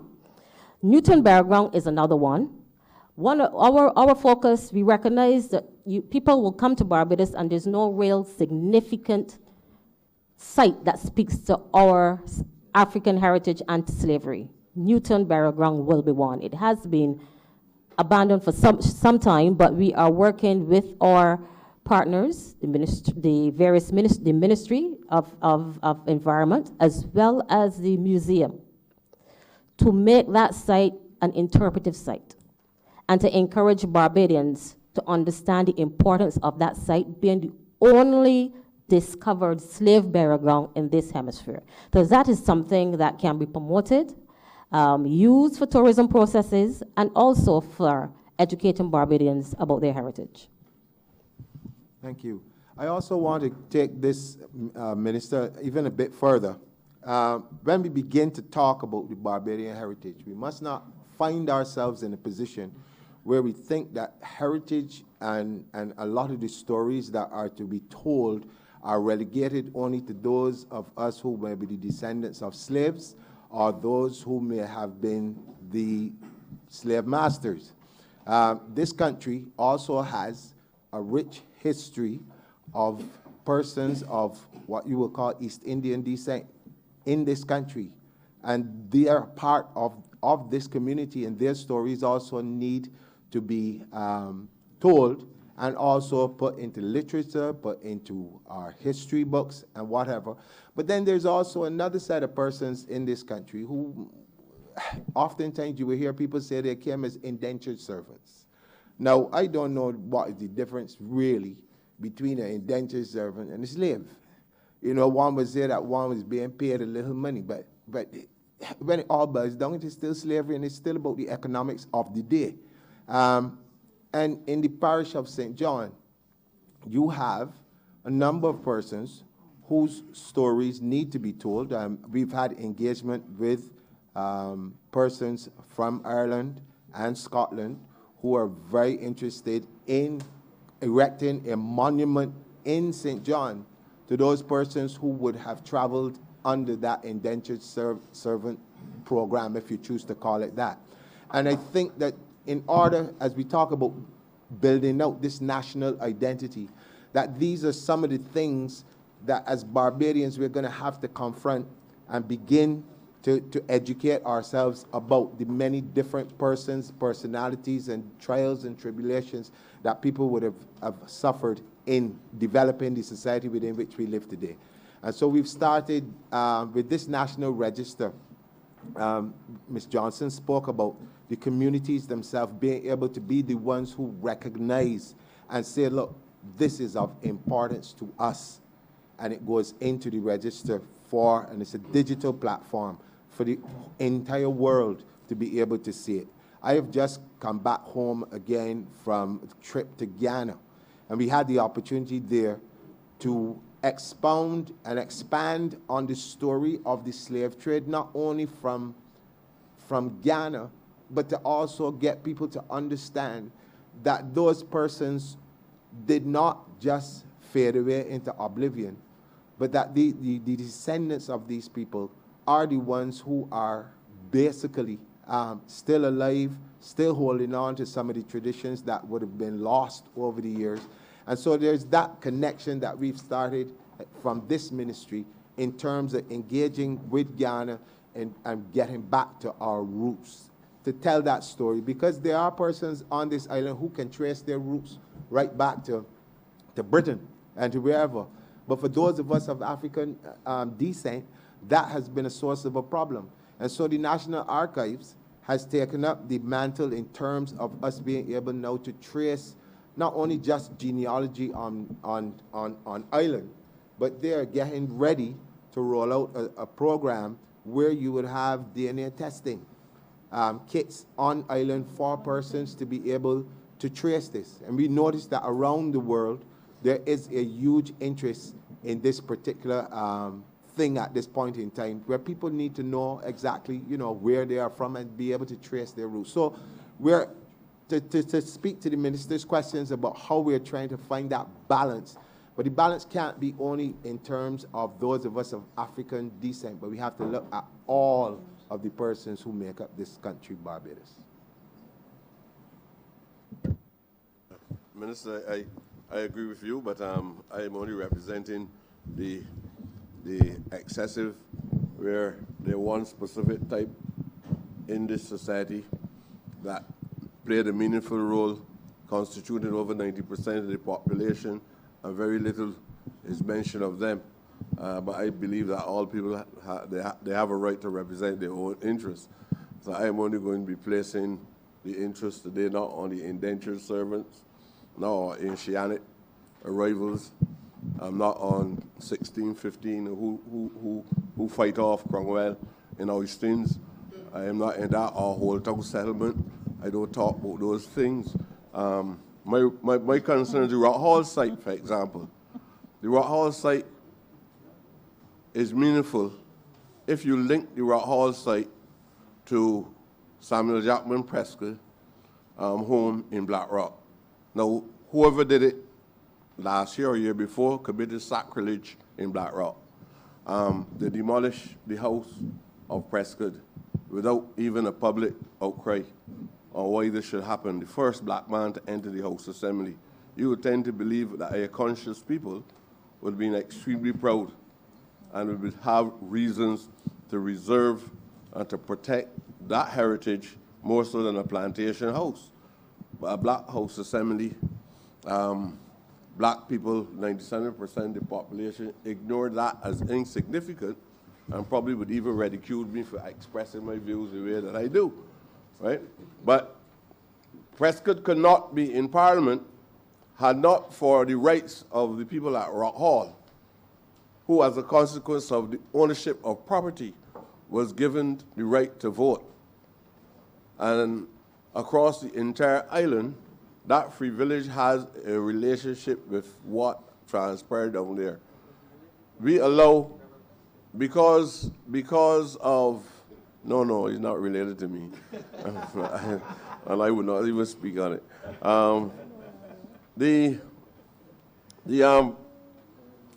believe that we can't, unless you're going to reconstruct the building. I am not going to suggest that because I know that'd be a hard road to travel. But my view is that at least some monument could be placed on the site with a few lines inscripted there, so that people will know that that was the home of a great black man. And in addition to that, I believe that we need to go into a re-education program. There's too much ignorance existing in the society of the importance of persons like Prescott, the importance of King Jaja, the importance of the main slave burial ground in the Caribbean. I believe it is one of the biggest slave burial ground in the Caribbean. I visited that with you, Minister, and your team, and I believe that we need to move as swiftly as possible. I also feel that the Ministry of Culture need to have more power in its hands through some statutory instrument, that when the other departments of government give the freedom even to people who own valuable units or property that is related to our heritage, when they apply to town planning, whatever the other agencies are, to demolish these buildings, they should never be allowed to do so. Having a ministry, a culture that is powerless, only black rule, and that culture cannot step in and say, no, not that. You can't demolish that. We are preserving that as part of our heritage in order to inspire our people and to let our people know that we are not just here as people who were enslaved and accept that we are slaves, but many of them still believe that they are. And I don't think that we should, if we're going to go in a new direction, this is an excellent opportunity. Minister, with your background, this is an excellent opportunity for you to etch your name in the history of Barbados as well as the only progressive minister of culture. I hope that you do not allow that opportunity to escape you. Well, thank you very much, Minister. I think a bit of what you've said, we've started that. I would have mentioned the National Register, where things can be placed on it. It's digital, so that even if we lose the building, but we have pictures of it, you would still be able to see them on this National Register. And that is a place where you keep these things in a digital space. But there's also the ongoing process of the revision and of the Act for the Preservation and Conservation of Antiquities. So I'll let Ms. Johnson just talk a little bit about what we've been doing and where we are at with that particular project. In August last year, I was able to attend a workshop hosted by the Organization of American States as part of their Caribbean-wide project to establish a heritage economy in the Caribbean. One of the priorities of that project is also to review the legislation pertaining to heritage protection and preservation. Coming out of that, we started discussions with the Solicitor General's office. We need to review the legislation relevant to the protection of heritage. There are a number of pieces of legislation that overlap or are outdated. There are no new trends, international trends in terms of preservation of artifacts and assets, even for the transfer and removal of burial remains. One of our focuses here would be to review those various pieces of legislation and also bring to Parliament as soon as possible the Relics and Antiquities Bill. The Relics and Antiquities Bill would have been drafted some time ago, and there are some areas in it that we need to flesh out, but that allows us to have the kind of strength and instrument that the Honourable Minister was speaking about. So that is something that will be our focus in the next financial year. Thank you. Honourable Member for St. George South. Thank you, Madam Chair. Madam Chair, let me begin by recognizing the Minister in a very special way. In a few words, we can if we think we can. And indeed, I know he can because he thinks he can.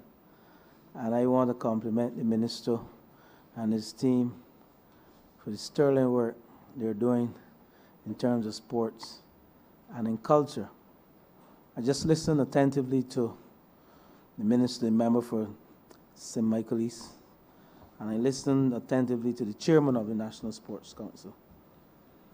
But I want to go in a little different direction to the member for St. Michael-East. We have sporting activities and sports generally in this country.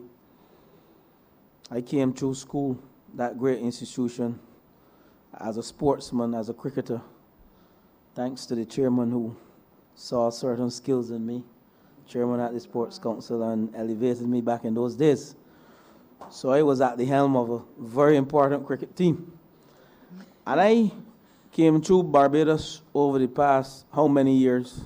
Not 38, member for St. Thomas, not 38.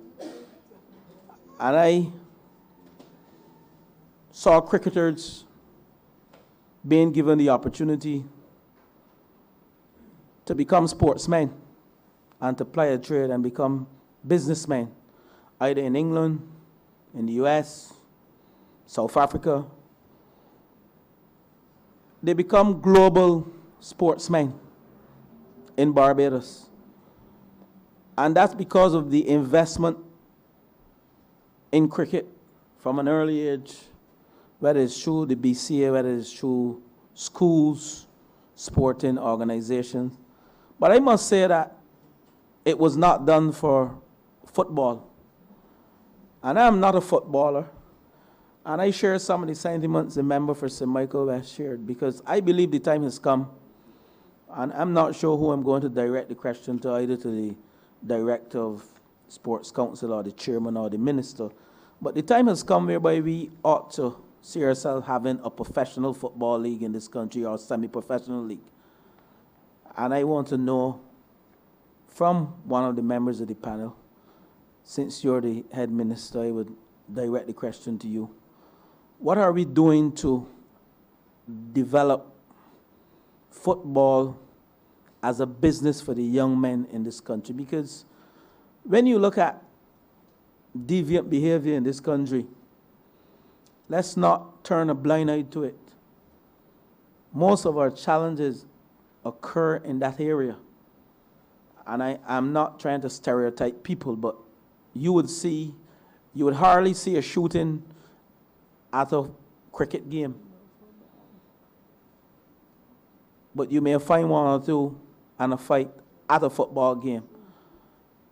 But I find when we invest and we spend time with these footballers, and I happen to be leader of a club, and that club has done extremely well in the last tournament, the losing finalist Capelli tournament, that these young men who we see as outcasts, when we spend time with them and provide the necessary infrastructure for them to develop, we see a different kettle of fish among these young men. And the minister went with me sometime back in my community as the minister of sports.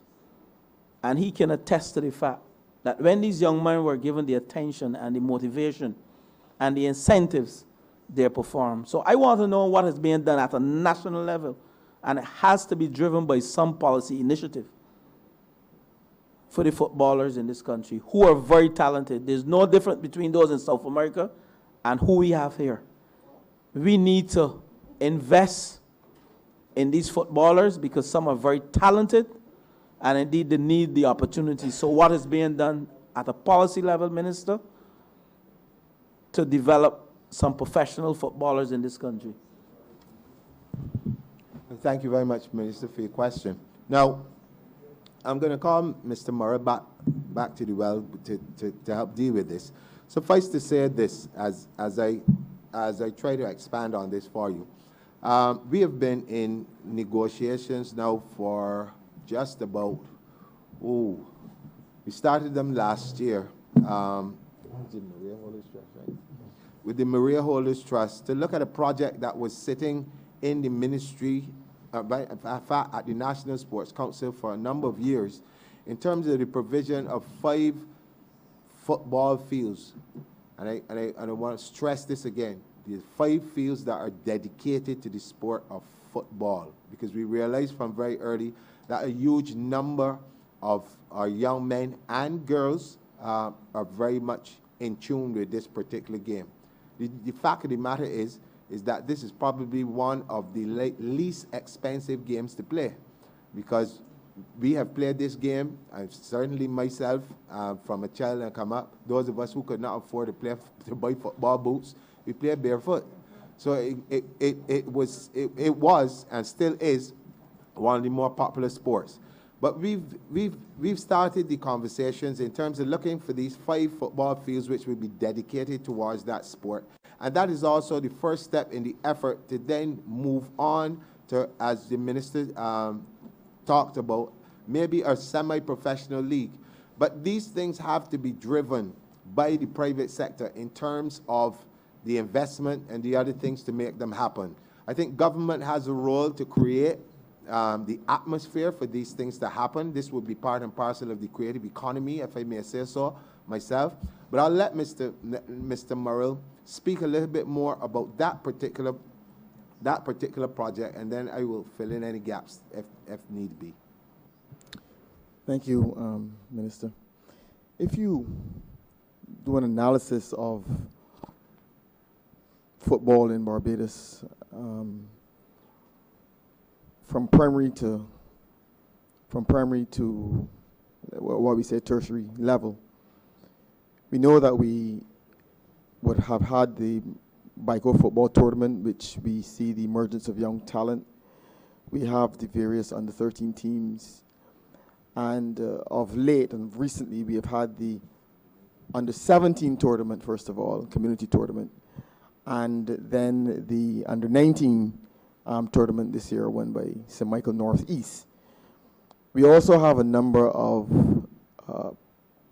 private, or what we call private enterprises that it is football training for a number of our young people, which leads to scholarships across the length and breadth of Barbados. So the strategy at present in terms of a semi-professional or professional league, at present, in terms of the National Sports Council, it is an ongoing and developing strategy. The minister is correct when he indicated that we have to work hand in glove with the private sector. We think that also a conversation with the clubs and associations will also go very far. And this year, in particular, we have on our books a career showcase, which will also point individuals towards scholarships and towards that semi-professional and professional strategy. It's going to call for money, it's going to call for the private sector, but at present, it is part of one of our strategies in terms of helping our young people to grow and develop. Thank you. If I may add to that, only I think it would have been the beginning, about the middle of January, I was contacted by Mr. Emerson Boyce, who is well-known Barbadian playing football in England in First Division with Wigan, about bringing a program to Barbados to, again, help to prepare our young people for professional football. And so those discussions have started, and it's just a matter of us looking at the calendar to see where his group are able to come into Barbados and begin these clinics. But on the private end, though, there are a number of football clubs in Barbados who are doing an excellent job in terms of what they're doing with the young people.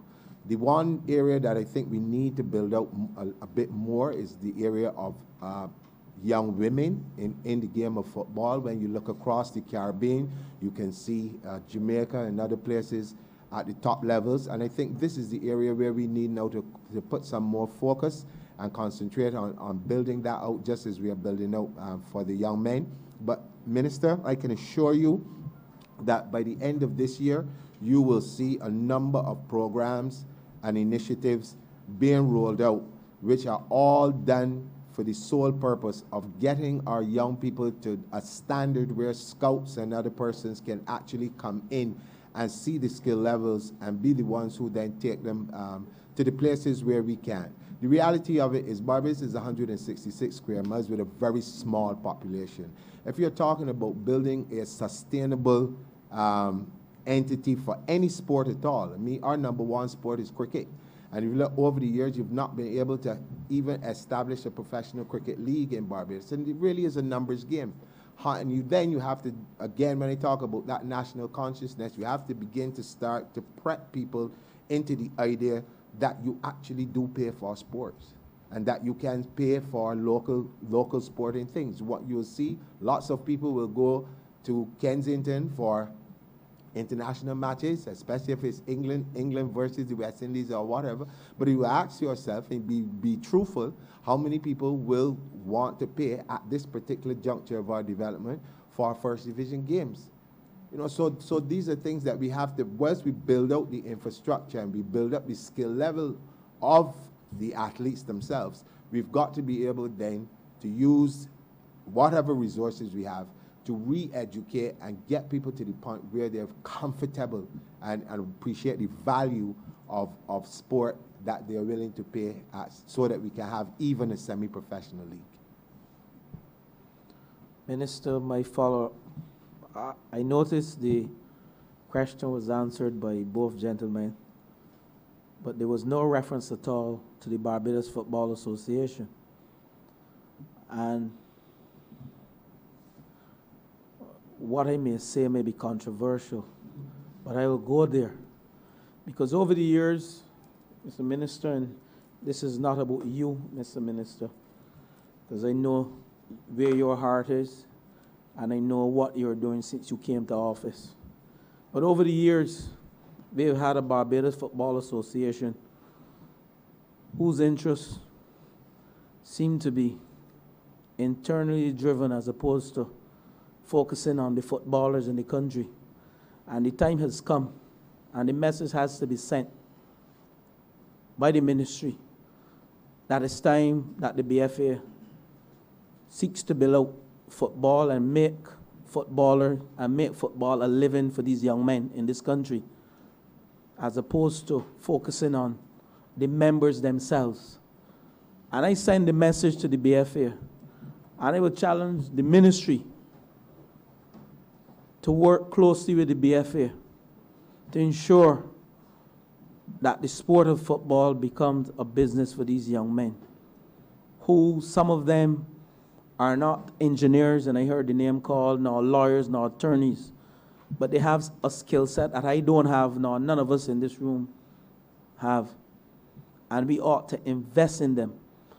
And I think there are persons out there who are willing to invest in developing football in this country to another level and stop kicking ball at night at the AstroTurf and seeing that putting a $10,000 in the tournament, and at the end of the day, that is how they're seeking to build football. A lot more has to be done off the field work, dealing with the mindsets of the young men, workshops, training drills.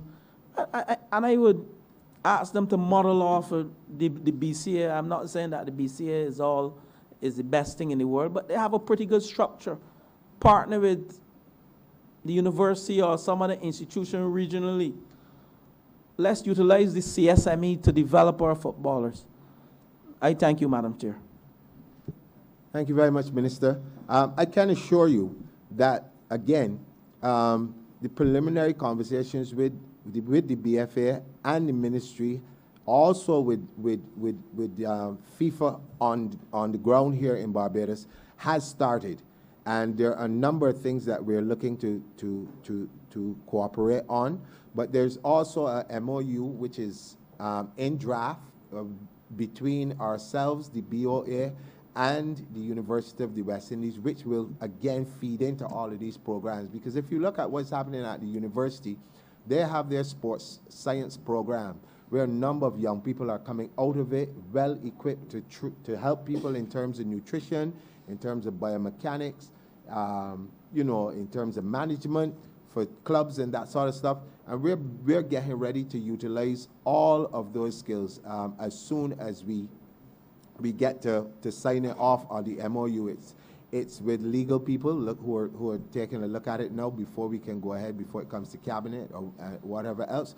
But I can assure you that those, not only just the conversations, but some actions have already been taken. If you look at what would have happened last year with a number of our young people going down to Argentina for training with Boca Juniors, that was a collaboration between the BFA, the ministry, and the Argentine ambassador.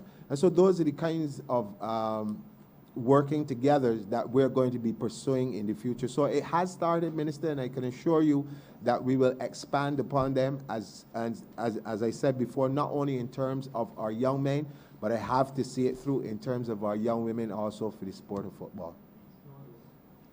Thank you. Honorable Member for the City.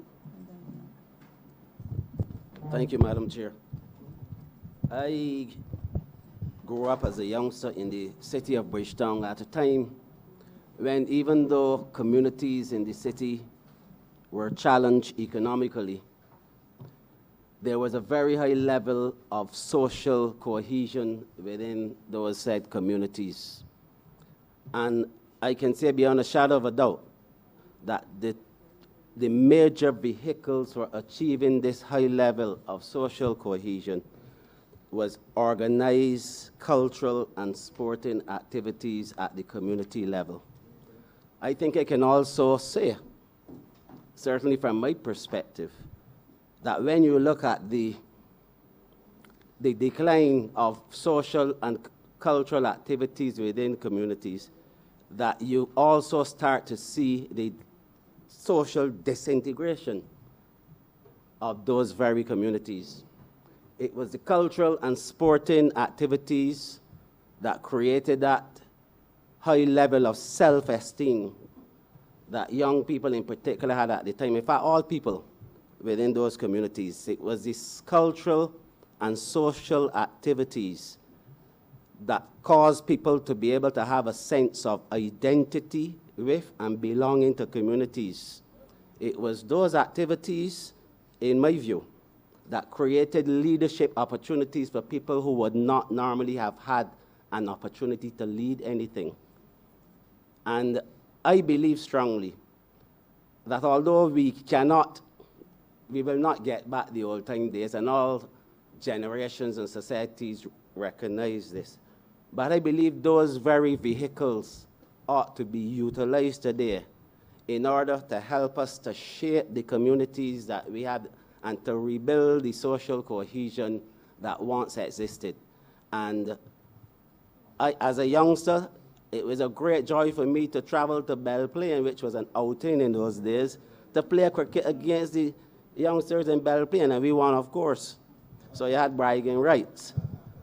But I really strongly believe that apart from the economic benefits of sports and culture, that we have underestimated the importance of these activities to the development of people and communities in this country. And if you want to build or strengthen a national identity, then we have to pay some attention to the social cohesion of every community across the parishes of Barbados. So my question is to the minister and his team: what program does the ministry have for revitalizing culture within the communities and revitalizing sports at instructional level, and also, I would say, at the community, the all-embracing community level in this country? And I use, for example,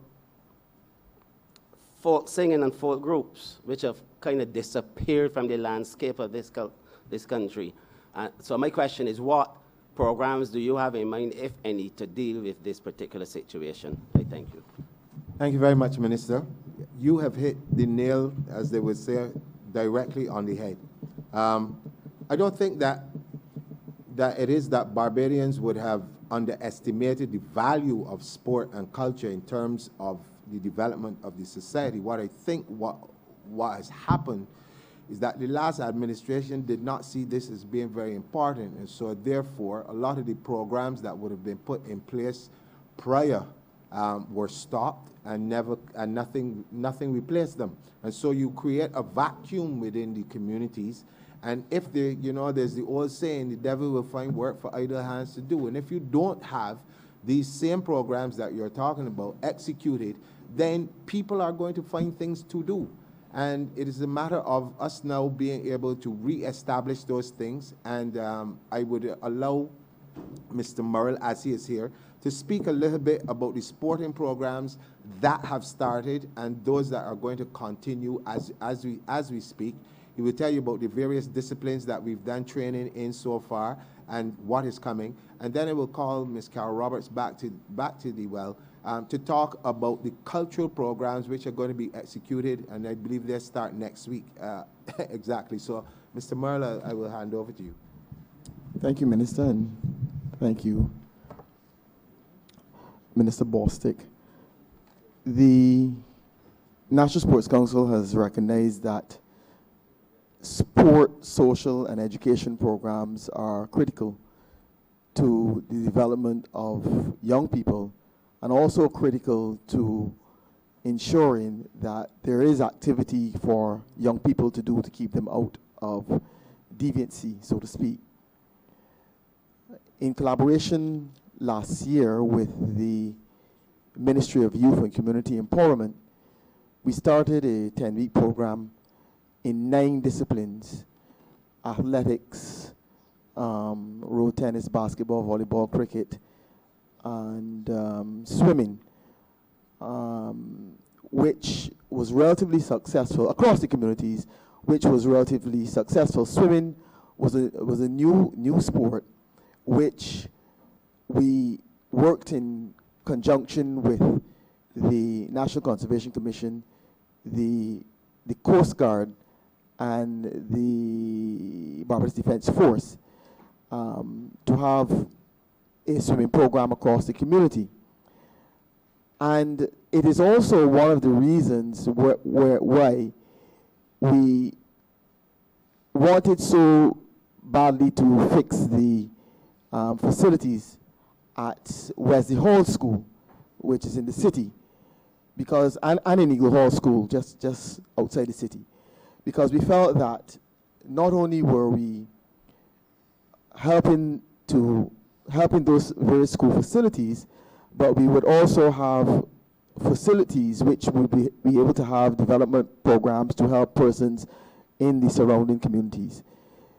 That 10-week community program is being evaluated right now, and we are going to start a new program come August, once we've worked on the weaknesses and strengths of the various programs, to ensure that we have a year-long program which would engage our nation's youth. So the National Sports Council also the board of the National Sports Council, we have a strategic workshop, strategic retreat later on in the month of March, at which we will also work on strengthening the community program that we have coming up. So that is the program at this juncture. If I may also add, the ministry, along with the National Sports Council and the Barbados Defense Force, have been in initial conversations about expanding the actual BDF sports program and giving it a bit more scale. And so those conversations have started. We're starting to really do an evaluation of the program as it stands, and we're getting ready to do some budgeting. But I agree with you, Minister, that we need to get out into the communities and get young people in some more structured sorts of programs, and that's what we're going to be doing. Again, like I said, we're building out on the Defense Force Sports Program, but we're also, again, teaming up with the Ministry of Youth to continue the training that has started, that Mr. Murray would have spoken about, and in just about a week's time, the Ministry of Youth is going to be rolling out their sporting programs, which again are going to be part and parcel of the cooperation between the two ministries. Again, and you're going to find people getting involved in things like jockey training, which is unusual, but we've noticed that a number of our young people have been very successful in this particular area and plying their trades in Canada and stuff, and we want to be able to come in a more structured way to give it a boost.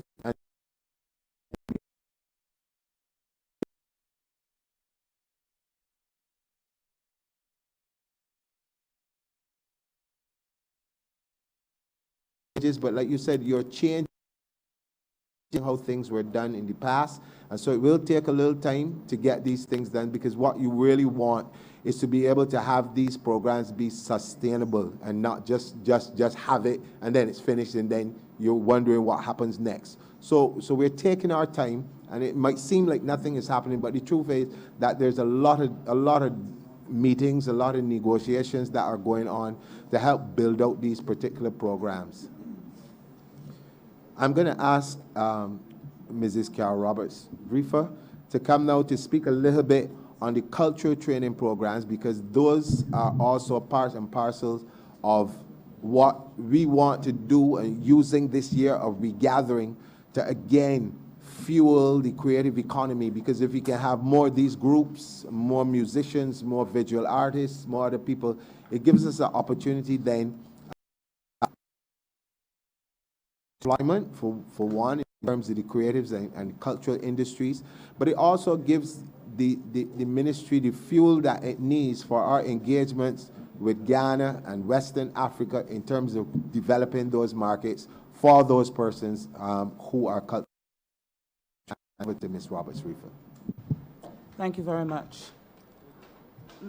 Madam Chair, the National Community Cultural Training Program has been a long time coming, and deliberately so, as we try to ensure that we can roll out a program that will touch every parish and multiple communities in every parish, that would represent the kind of cultural interests that young people in these communities would want, and also would be the culmination of a number of collaborations with agencies and ministries and NGOs of like mind. The National Community Cultural Training Program has a very small but very critical set of objectives.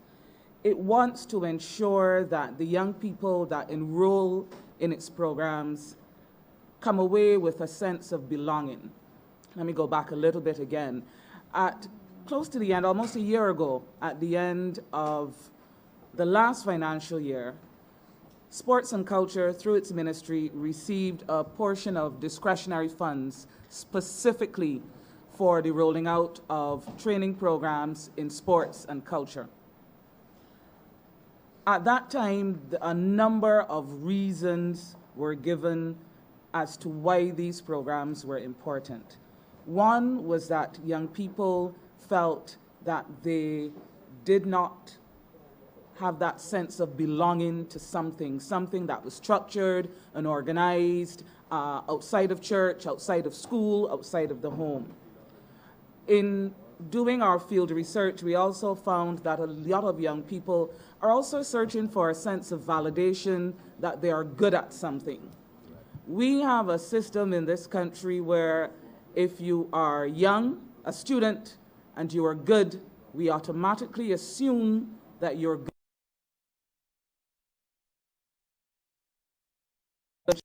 Trying your hand at something while trying to conform to be good at academics, and if and when you fail, then you feel as though you have not achieved. These cultural programs are aimed at giving those young people who register and stay the course. I'm a member for the city of Bridgetown speaking, and I think that we are close enough in age that we both remember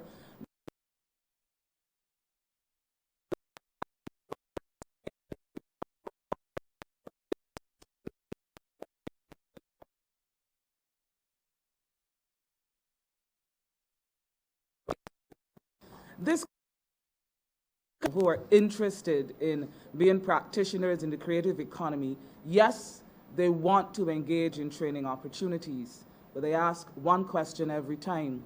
After this, what next? We've just come through the NIFCA exercise and we've had a NIFCA review meeting, and the most oft-repeated question is, after NIFCA, what next? And these training programs are also specifically designed to show them how they can make a living after the training. They can make a living in their communities, they can make a living on the national level, but equally as important, the opportunity for them to make their dreams as large as possible on the global stage and then make them come true. There's absolutely nothing stopping any young person who is interested in gaming or joinery or videography or music in thinking that they're only producing products for their community and their country. There's a, to use that phrase, a brave new world out there, and the possibilities are endless. And so the National Community Cultural Training Program looks and offers training opportunities, training and development opportunities in a number of disciplines, including music. And music is just not music instrumentation, but also music production. So all those young people who are hearing beats in their head and who are humming songs and producing chants at inter-school sports and producing all of these music videos that we see that spring up just like that on Instagram. There's also music production.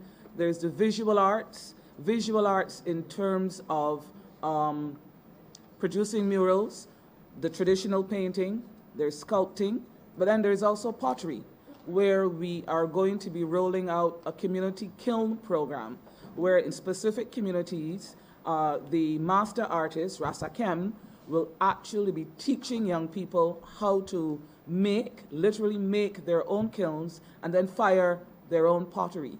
I don't have to go into too much detail as to the possibilities of a project like that. We have craft in terms of basketry and weaving and hand painting fabric and tie-dyeing. There's joinery, because our research tells us that there is an authentic Bajan style to producing furniture, and so we'll be doing joinery. There is makeup, both for theater and then just general aesthetics. You only need to have a major event in Barbados, and you know that a lot of young women are actually already making a living from offering makeup and aesthetic services for major events. There is gaming, not gaming and betting, but gaming and animation. There is already a fledgling but very promising industry in animation and gaming, where young people are staying at home or they're getting together, tables probably no larger than this table, and they're creating video games and shells for video games, and they're doing animation, and they are exporting their product and their content, and they're making a living, and we want to expand on that by teaching that in communities. There's Afro-Caribbean dance. This is, again, a deliberate choice. There's a lot of ballet, there's a lot of ballroom, there is a lot of modern And we strongly feel that there is a need, and the field studies show this, that there is not as much emphasis on African dance, Caribbean dance, and Afro-Caribbean dance vocabularies as there should be. So that will also be one of the disciplines taught. There's theater. We used to have a thriving theater community, both in terms of audiences, people willing to pay to go to watch theatrical productions, but also people writing and producing plays. That has waned over a number of years, and we are going right back into the community where a lot of it first started to rejuvenate that discipline as well. And then there is videography. You cannot be a child or a creature of social media and information technology and not understand that every single device that you currently use, every single electronic device that you currently use has the potential for you to create content, to become a creator of content. That's all well and good. We could take our selfies and we could film our relatives doing things and even some of the negative things that you see, but there is a value to it. You can take those same devices and you can create content, not only to make a living this time, but also to tell stories. Because a crucial part of this training program is also to feed right back into what our minister has been talking about, and that is the whole question of self-esteem, national identity, and national consciousness. There are histories that need to be taught. There are stories that need to be told. There are outstanding Barbadians that need to be acknowledged and honored, and to get a national endorsement by it, especially a national youth endorsement for all of these things, the history books will not suffice. The classroom setting will not suffice. These stories will be told and best accepted through arts and culture. The songs about them, the films about them, the storybooks and coloring books about them, the plays about them, the masquerade parades and costumes about them. That is how we are going to be able to tell our story to ourselves. And so the training program, we have all of our tutors and master tutors in place. They've been recruited. They have actually created some wonderful curricula. We have done all of the collaborative work with agencies such as Community Development, who have advised us as to the list of community centers that we can use. We've also had great participation from BIDC, who have come on board and made available some warehouse space for us in Pelican. We are about now to engage the Community Independent Secretariat and also other agencies to be able not to infiltrate communities, but to be welcomed into communities so that we can get the work done. Another critical part of this program is the sense of not only passing on skills, but mentorship. In communities of old, again, from my generation, there was always somebody who would bring you along, whether it was your Sunday school teacher, your school teacher, someone that you didn't quite like, but your parents said you had to respect them because they never not saw when you were up to no good. There was always somebody who brought you along, and occasionally. And a critical part of this program, ma'am, is also the opportunity for artists and artisans who've made a living and a name for themselves out of these pursuits to pass on not only their skills, but also the life lessons. How you pick yourself up when you fall, how you do that after your first failure, how you keep doing it again and again, how you engage with members of your community, how you save money, how you then too pass on what you've learned to someone else, how you never give up. And so the master artists and coordinators chosen have also been chosen because they are accustomed working with young people, vulnerable young people, at-risk young people, young people who've been marginalized and sent from classrooms and told, well, not you because you don't have any behavior. Young people who, when they get home from school on evenings, are walking into empty homes and staying in those empty homes from hours and hours on end. And if they're not in those empty homes where they're going outside and sometimes getting up to no good. And so in music, we have, if I may be indulged to go through the list of just a few, in music, we have Wayne Not for too Punkavillock. much longer, though. Sorry. No problem, ma'am. We have the likes of Wayne Punkavillock and Dr. Stefan Walcott and Mike Seeley.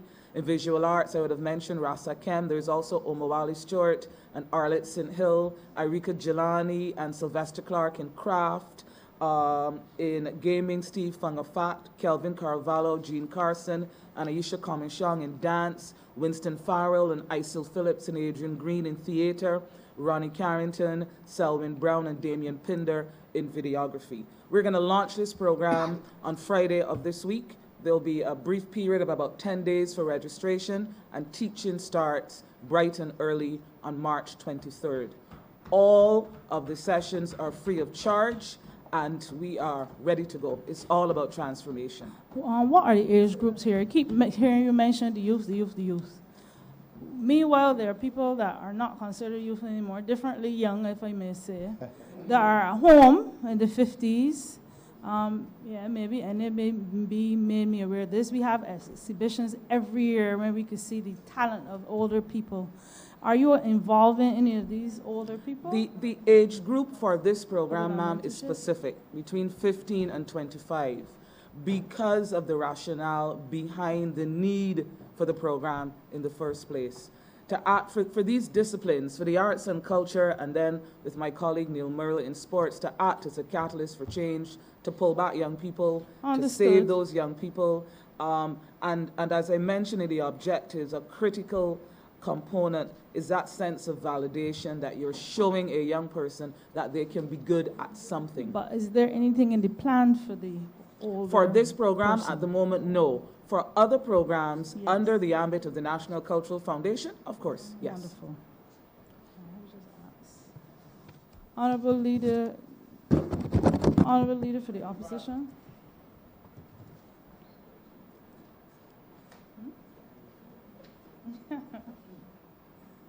Thank you, Madam Chair. Just to perhaps take us back a little to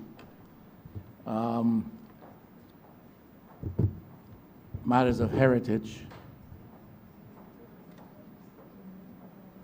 There was a program embarked upon by the last Barbados Labour Party administration, the last one, erection of monuments, our national heroes. We've done, what, there are about 4 of them, maybe 5. I'm just wondering where we are, if the ministry has in view the furtherance of that program, because there are some of our national heroes who are not celebrated with any established monuments. That's one question. The Pan-African Commission, whether one recognizes the worth of its work then, I think it was one of the early casualties of a fellow called Burke. And I'm just inquiring as to what is the current vehicle, the new vehicle that drives our sense of Africa. It helps us to further our understanding of African heritage. It helps with the development of links with Africa. The third question has to do with one Rihanna. And I am wondering if the Honorable Minister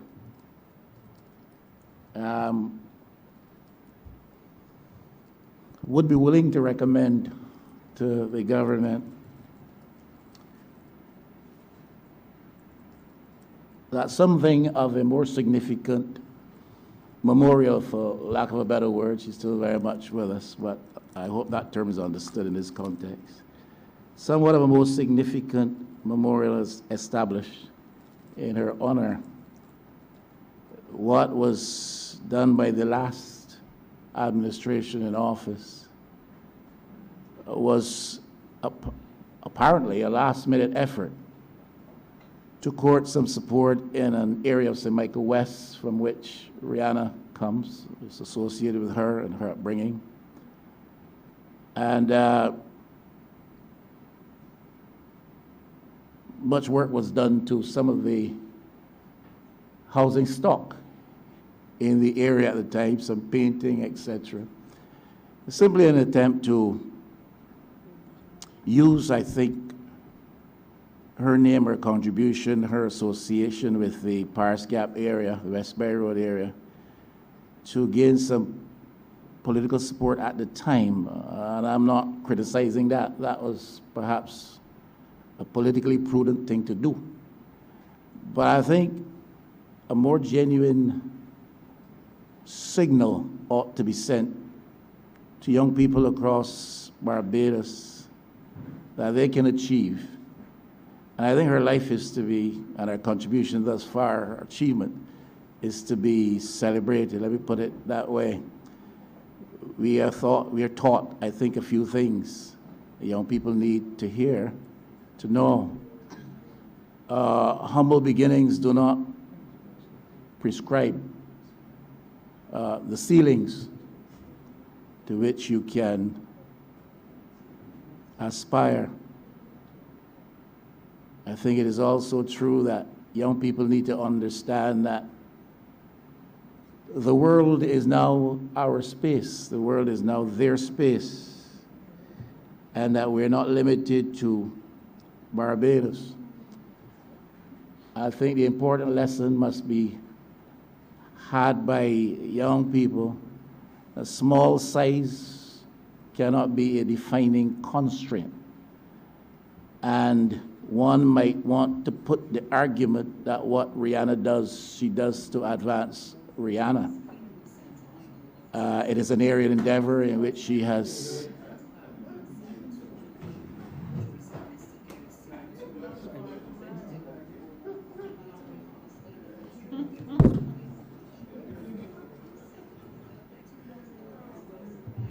Can the clerical staff be put out of Parliament? Seriously, I wonder if the Honourable Minister has given this some thought and will be prepared to advise his colleagues that some serious consideration should be given to a signal honour which goes beyond the tokenism of the effort of the last administration, because the contribution is humongous, her achievement is beyond stellar, and should serve as an inspiration to all Barbadian young population that you can rise beyond the circumstances of your moment and achieve your place in the firmament of this world. I seriously think that that ought to be considered. So I'm asking about that. I'm asking about the matter of our monuments in honor of our national heroes, and we're going with that. And the other thing is, what is the vehicle that we're now using to help us to derive a further sense of our Africanness and our African heritage? Thank you very much for your questions. So let me start with the first one, which was about the monuments. At this juncture, we have not yet looked at producing monuments, as I think people would expect, huge monuments to our national heroes. As you would know, there are a few already that have already been established.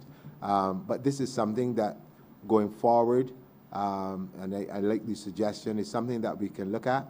But it's not just a matter of monuments in the way people see it most of the time, is these huge elaborate things. I know when the first Heroes Day was put on, there were a number of paintings which you can consider as monuments themselves for the national heroes. But yes, we can take it a step beyond.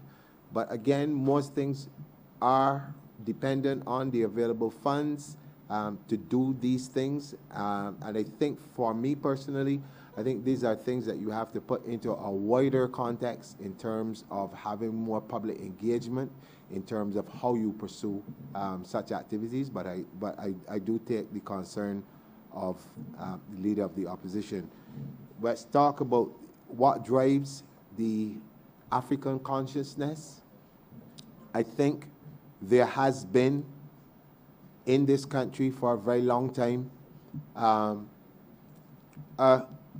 don't want to use the word yearning, but that's the only word that comes to mind right now, for people of African descent to have a greater knowledge of themselves. A lot of what we've been taught in schools, and I dare anyone to contest me on this, has been from a Eurocentric viewpoint in terms of our education. And so therefore, a lot of the things that we aspire to are things that have been handed to us, and oftentimes the true story of ourselves is never taught. Now, I've just returned to Barbados from Guyana, and there is a story that I have seen at Groves Plantation of a prince, and I think Minister Prescott made mention of it, who was basically kidnapped and sent to Barbados. Now, the story that we have in Barbados is completely different than the story that I got from the persons in Guyana.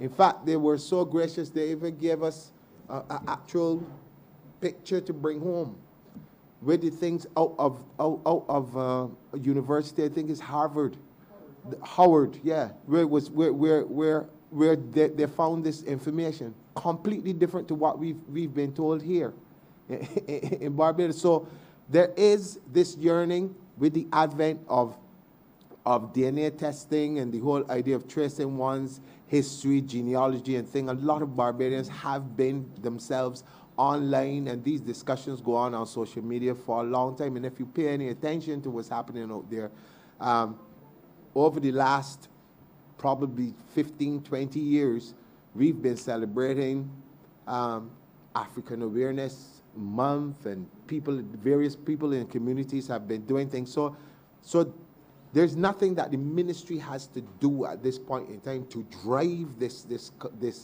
awareness and consciousness, because it's inherent, it's organically there. I think what we have to do is to be in the forefront of giving it expression. And so therefore you have the season of emancipation, and for me, it has to go beyond a month or a season, but this has to be an everyday occurrence. And this is where the Ministry of Education will have a very important role to play in the whole process of having the history of our people, and not just the transatlantic slave experience, because I often say to people that the people who came here, they were not slaves, they were enslaved, which are two complete different things. You're talking about people who were scientists, people who were lawyers, people who were all kings and queens. They're put into slavery. And so if we continue to look at this as a monthly thing, that you only talk about yourselves and your history, and it starts at slavery, we'll be doing ourselves a disservice.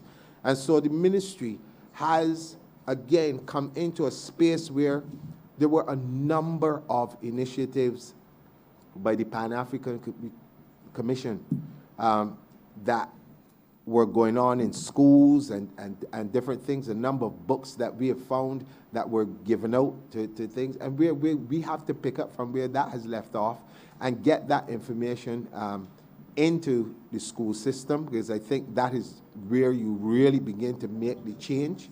But we also need to get out into the communities, and you will see one of the things that in part of the programs, there's an emphasis on drumming. Now, when we see drumming, when we experience drumming, we always look at it as just entertainment. What you don't know that oftentimes there are other things attached to these different rhythms and different and ceremonies and different things. So these are part and parcel of the educational exercises that we're going to be undertaking. In fact, we've actually restoring a number of drums that we found from the same Pan-African Commission. And once we begin the program of that, whilst we were in Ghana, we talked to them about being able to bring down master drummers to teach our young people, old people, whoever is interested in the art of drumming, because it would have evolved from what we know, the remnants that have been left with us. It would have evolved on the continent for years. And then the other interesting thing that we saw when we were in Ghana is that going into Parliament, in terms of how they introduce the speaker and other persons, there was drumming. 8-foot tall talking drums in Parliament. Now, if you go into the Parliament that we go into, it is very Eurocentric in its identity. Now, here comes, I might be trodden on unstable ground here. But as an African people, we must be able at some point in time to identify ourselves with all of these other things, these other symbols. You know, I mean, they were singing in Parliament, you know, when we were in Ghana. People were actually singing. So it's a different experience, and I would agree with the Honorable Leader of the Opposition that these are things that we need to do, but we've started the process. We have the season of emancipation where we're doing, but we will be doing more as we go along in terms of the training and getting those books and information out there. And Ms. Roberts-River talked about animation. Our young people today are very visual. And one of the things that we have to do is to engage with our filmmakers to actually produce the documentaries and films and the different things that speak to us about our history, of true history, and about the accomplishments that we have done. And this is exactly what we're doing through the Film Commission and the Film Censorship Board in building those relationships that we begin to get the content that Ms. Rifa talked about out there to the general public. So, Thank you. On the last one I have to deal with, is, ma'am, sorry, is for Rihanna. I think that is a very good suggestion, but I also know that there are a long line of Barbadians prior to Rihanna that we also need to have some sort of monuments or something tangible to. One that will come to mind if you talk about music would be someone like Jackie Opel, you know, and I think these are things that we're going to have to, again, speak to the wider public and get a sense of which are the ones which have that sort of closeness to them, and let them be the ones who decide which ones we do first. But I agree with you that these are things that need to be done if we are serious about creating that national identity and self-pride that we speak about. Thank you. Anything else? No, just to say I appreciate what the minister shared with us relative to his own sentiments, the African heritage and furtherance of our understanding and appreciation of that. But I don't agree with him that we should seek to do that without some very prominent institutional mechanism. It doesn't have to be an institution in the sense of setting up a secretariat, having this and having that, but you need to have an institutional mechanism of which people are aware, which is charged significantly so with the responsibility of driving this process. I also don't agree with the minister on the matter of sequence and chronology, or chronological order when it comes to the establishment of honors or monuments. Jackie Opel, fine, and I can appreciate that. Rihanna, talking about two different worlds in my view. There's nothing wrong with agreeing to disagree.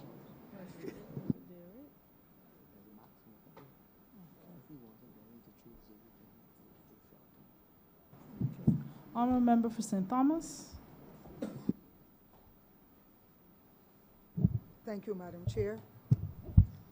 I wish to commend the Honourable Minister and his team for some improvements that I have seen over the past year in the Ministry of Culture, and pray that they will continue to focus more on community efforts, since there are a lot of people in communities who have rich talents, but they just need to have them honed. And therefore, the perspective that was outlined by the chief executive officer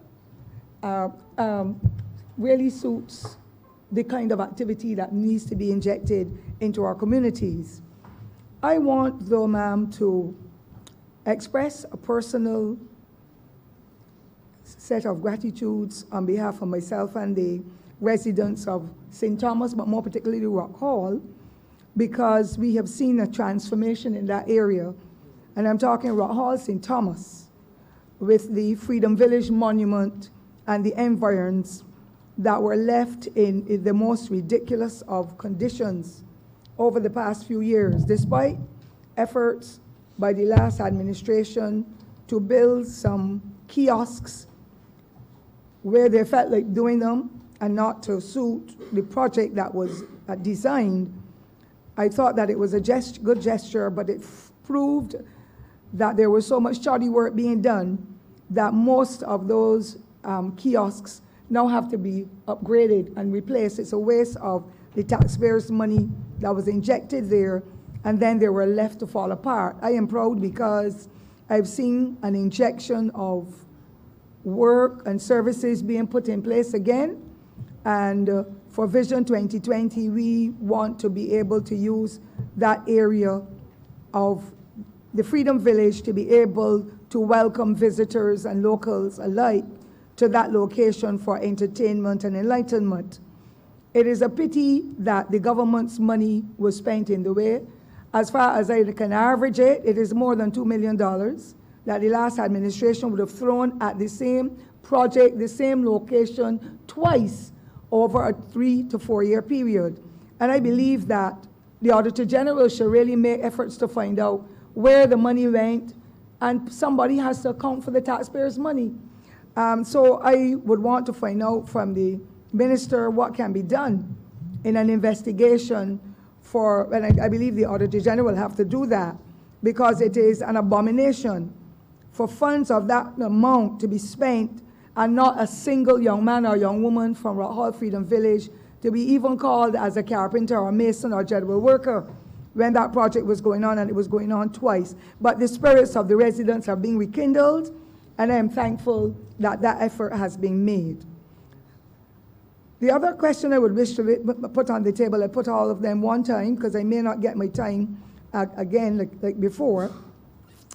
I am happy to know that there will be synergies with the other government entities, and I know that there is a dearth of knowledge among our aged and more experienced persons that can be shared with students and others in the villages where we live. So I am happy that the community centers keys and the pavilion's keys will be handed over to responsible individuals in the communities to take responsibility. That is what it was before.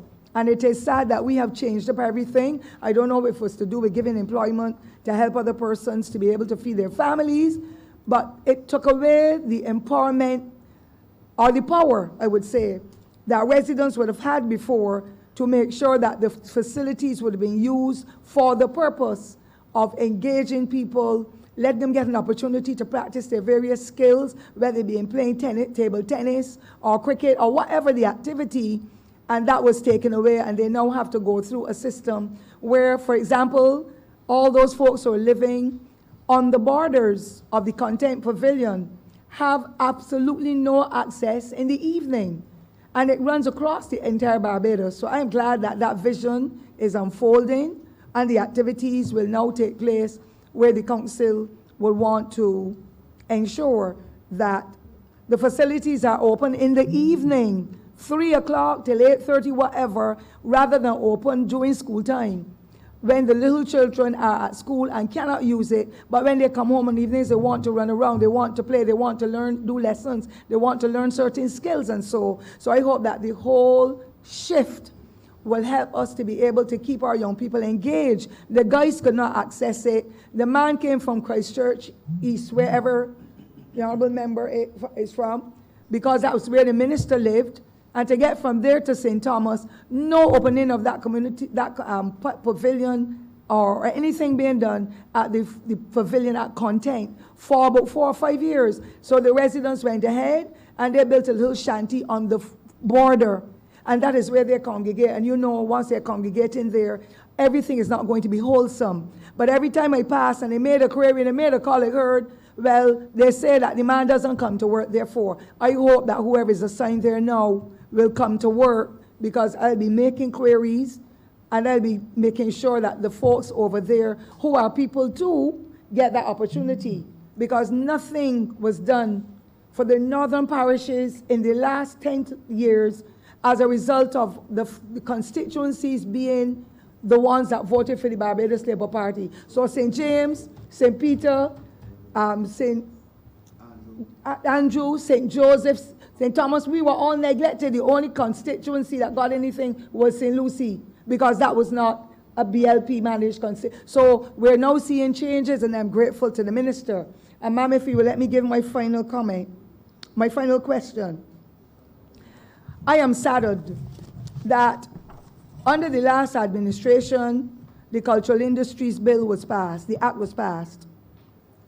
And it has in some serious components, because I believe that these implements, whatever you want to call them, that have historical and heritage value, are not packed in a box and shipped away to another country, or are not put in somebody's house, or are not sold to whoever for the large amount of money.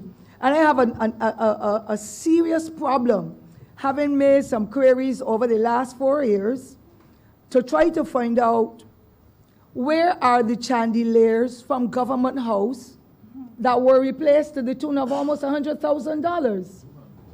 And when I made the query, to the credit of the former Governor General, he said he heard me, and he made a query. He was told that they're in the storeroom at Government House.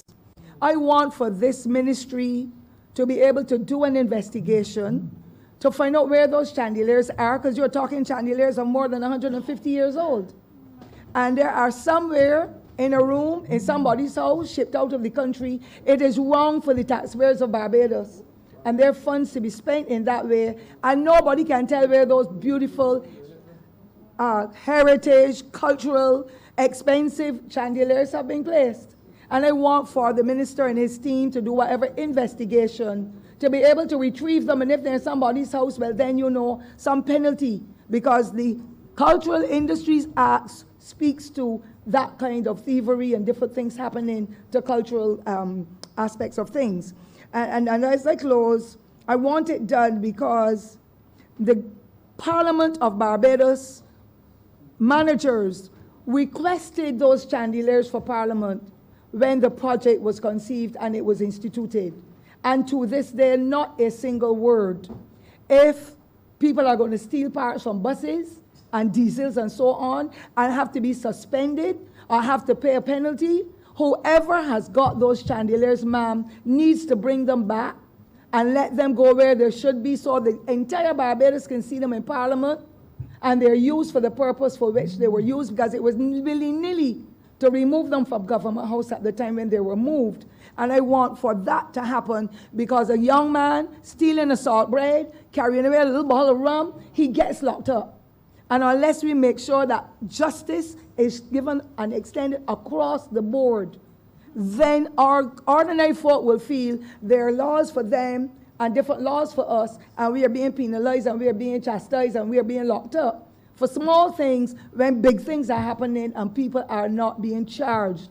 I believe that justice should prevail, and that the examples that are being set by adults and leaders will be examples that young people can emulate and change their lives around. And therefore, I like the Honourable Minister to give me some kind of direction, what plan is there to retrieve whatever money was spent at Rock Hall Freedom Village and spent in somebody's pocket where it did not go towards the project and left us in St. Thomas suffering and so on, as well as the money, the chandeliers that are a part of our culture and our heritage that have been put somewhere and nobody knows. I would need for it to be brought to the fore. And those are my queries, ma'am.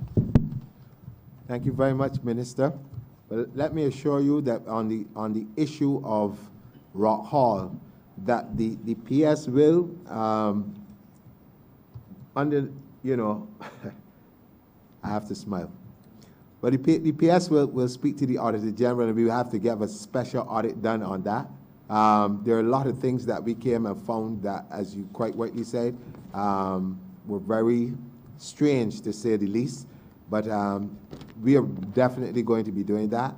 In terms of the chandeliers, I think we are also going to have to go back and look at a lot of the files to see when these chandeliers were bought, because this is very new information for me as a new minister about these chandeliers. So we will have to get our hands on those particular documents in order to see what we can do. But I would agree with you that it doesn't matter which level of the society you are at, you are accountable. And so therefore, if there is proof of persons stealing these chandeliers, then this ministry will have to go all out to make sure that they're returned and those persons are brought before the relevant authorities to deal with it. But you also talked about the Cultural Industries Act, and there are a number of things that we were able to do in a short space of time coming into the office, which I will let the CEO of the NCF talk about, because they're the ones who are executing a lot of this stuff where that act is concerned. Thank you very much, sir. The Ministry of Creative Economy, Culture and Sports, with great guidance from the Ministry of Finance last year on the 3rd of June, was able to announce to the public and to cultural practitioners in particular that henceforth there would be an easier way to access the suite of concessions. In the past, the process would have been quite laborious and, of course, took a tremendous amount of time. The nature of a lot of the requests for duty-free concessions by our practitioners, the reason why they need to get their goods and materials in is because of the time-sensitive nature of the pursuits in which they're engaged. We were able to create a process and a policy that simply requires cultural practitioners now to register with the National Cultural Foundation, bring the documentation from their brokers showing the value of the items that they are bringing in, the VAT and the duties accrued on the cost of these items, have the ministry, Minister King, sign off on the application, and then share that information using digital technology with the Customs and Excise Department and the Barbados Revenue Authority. Yes, there were some teething pains, as was expected initially, but to date we can report that this process generally is running smoothly, and for the crop over period alone, we're estimating that cultural practitioners would have saved upwards of $500,000 in duty-free concessions. That is for last year alone.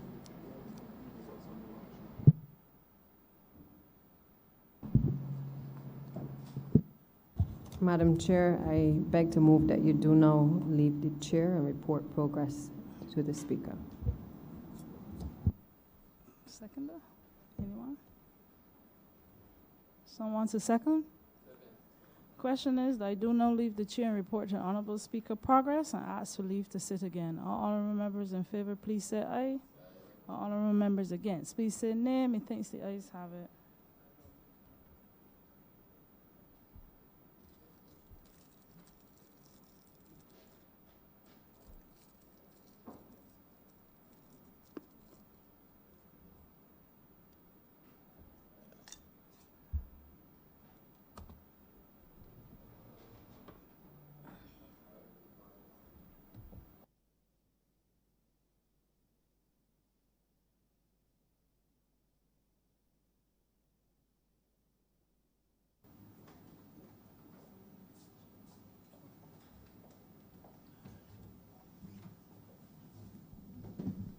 Chairman of the Standing Finance Committee has reported progress and requests leave to sit again.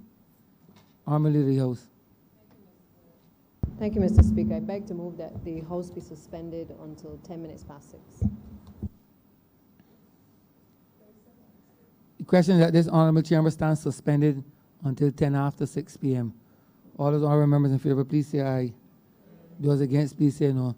This honorable chamber stands suspended until 10 minutes after 6.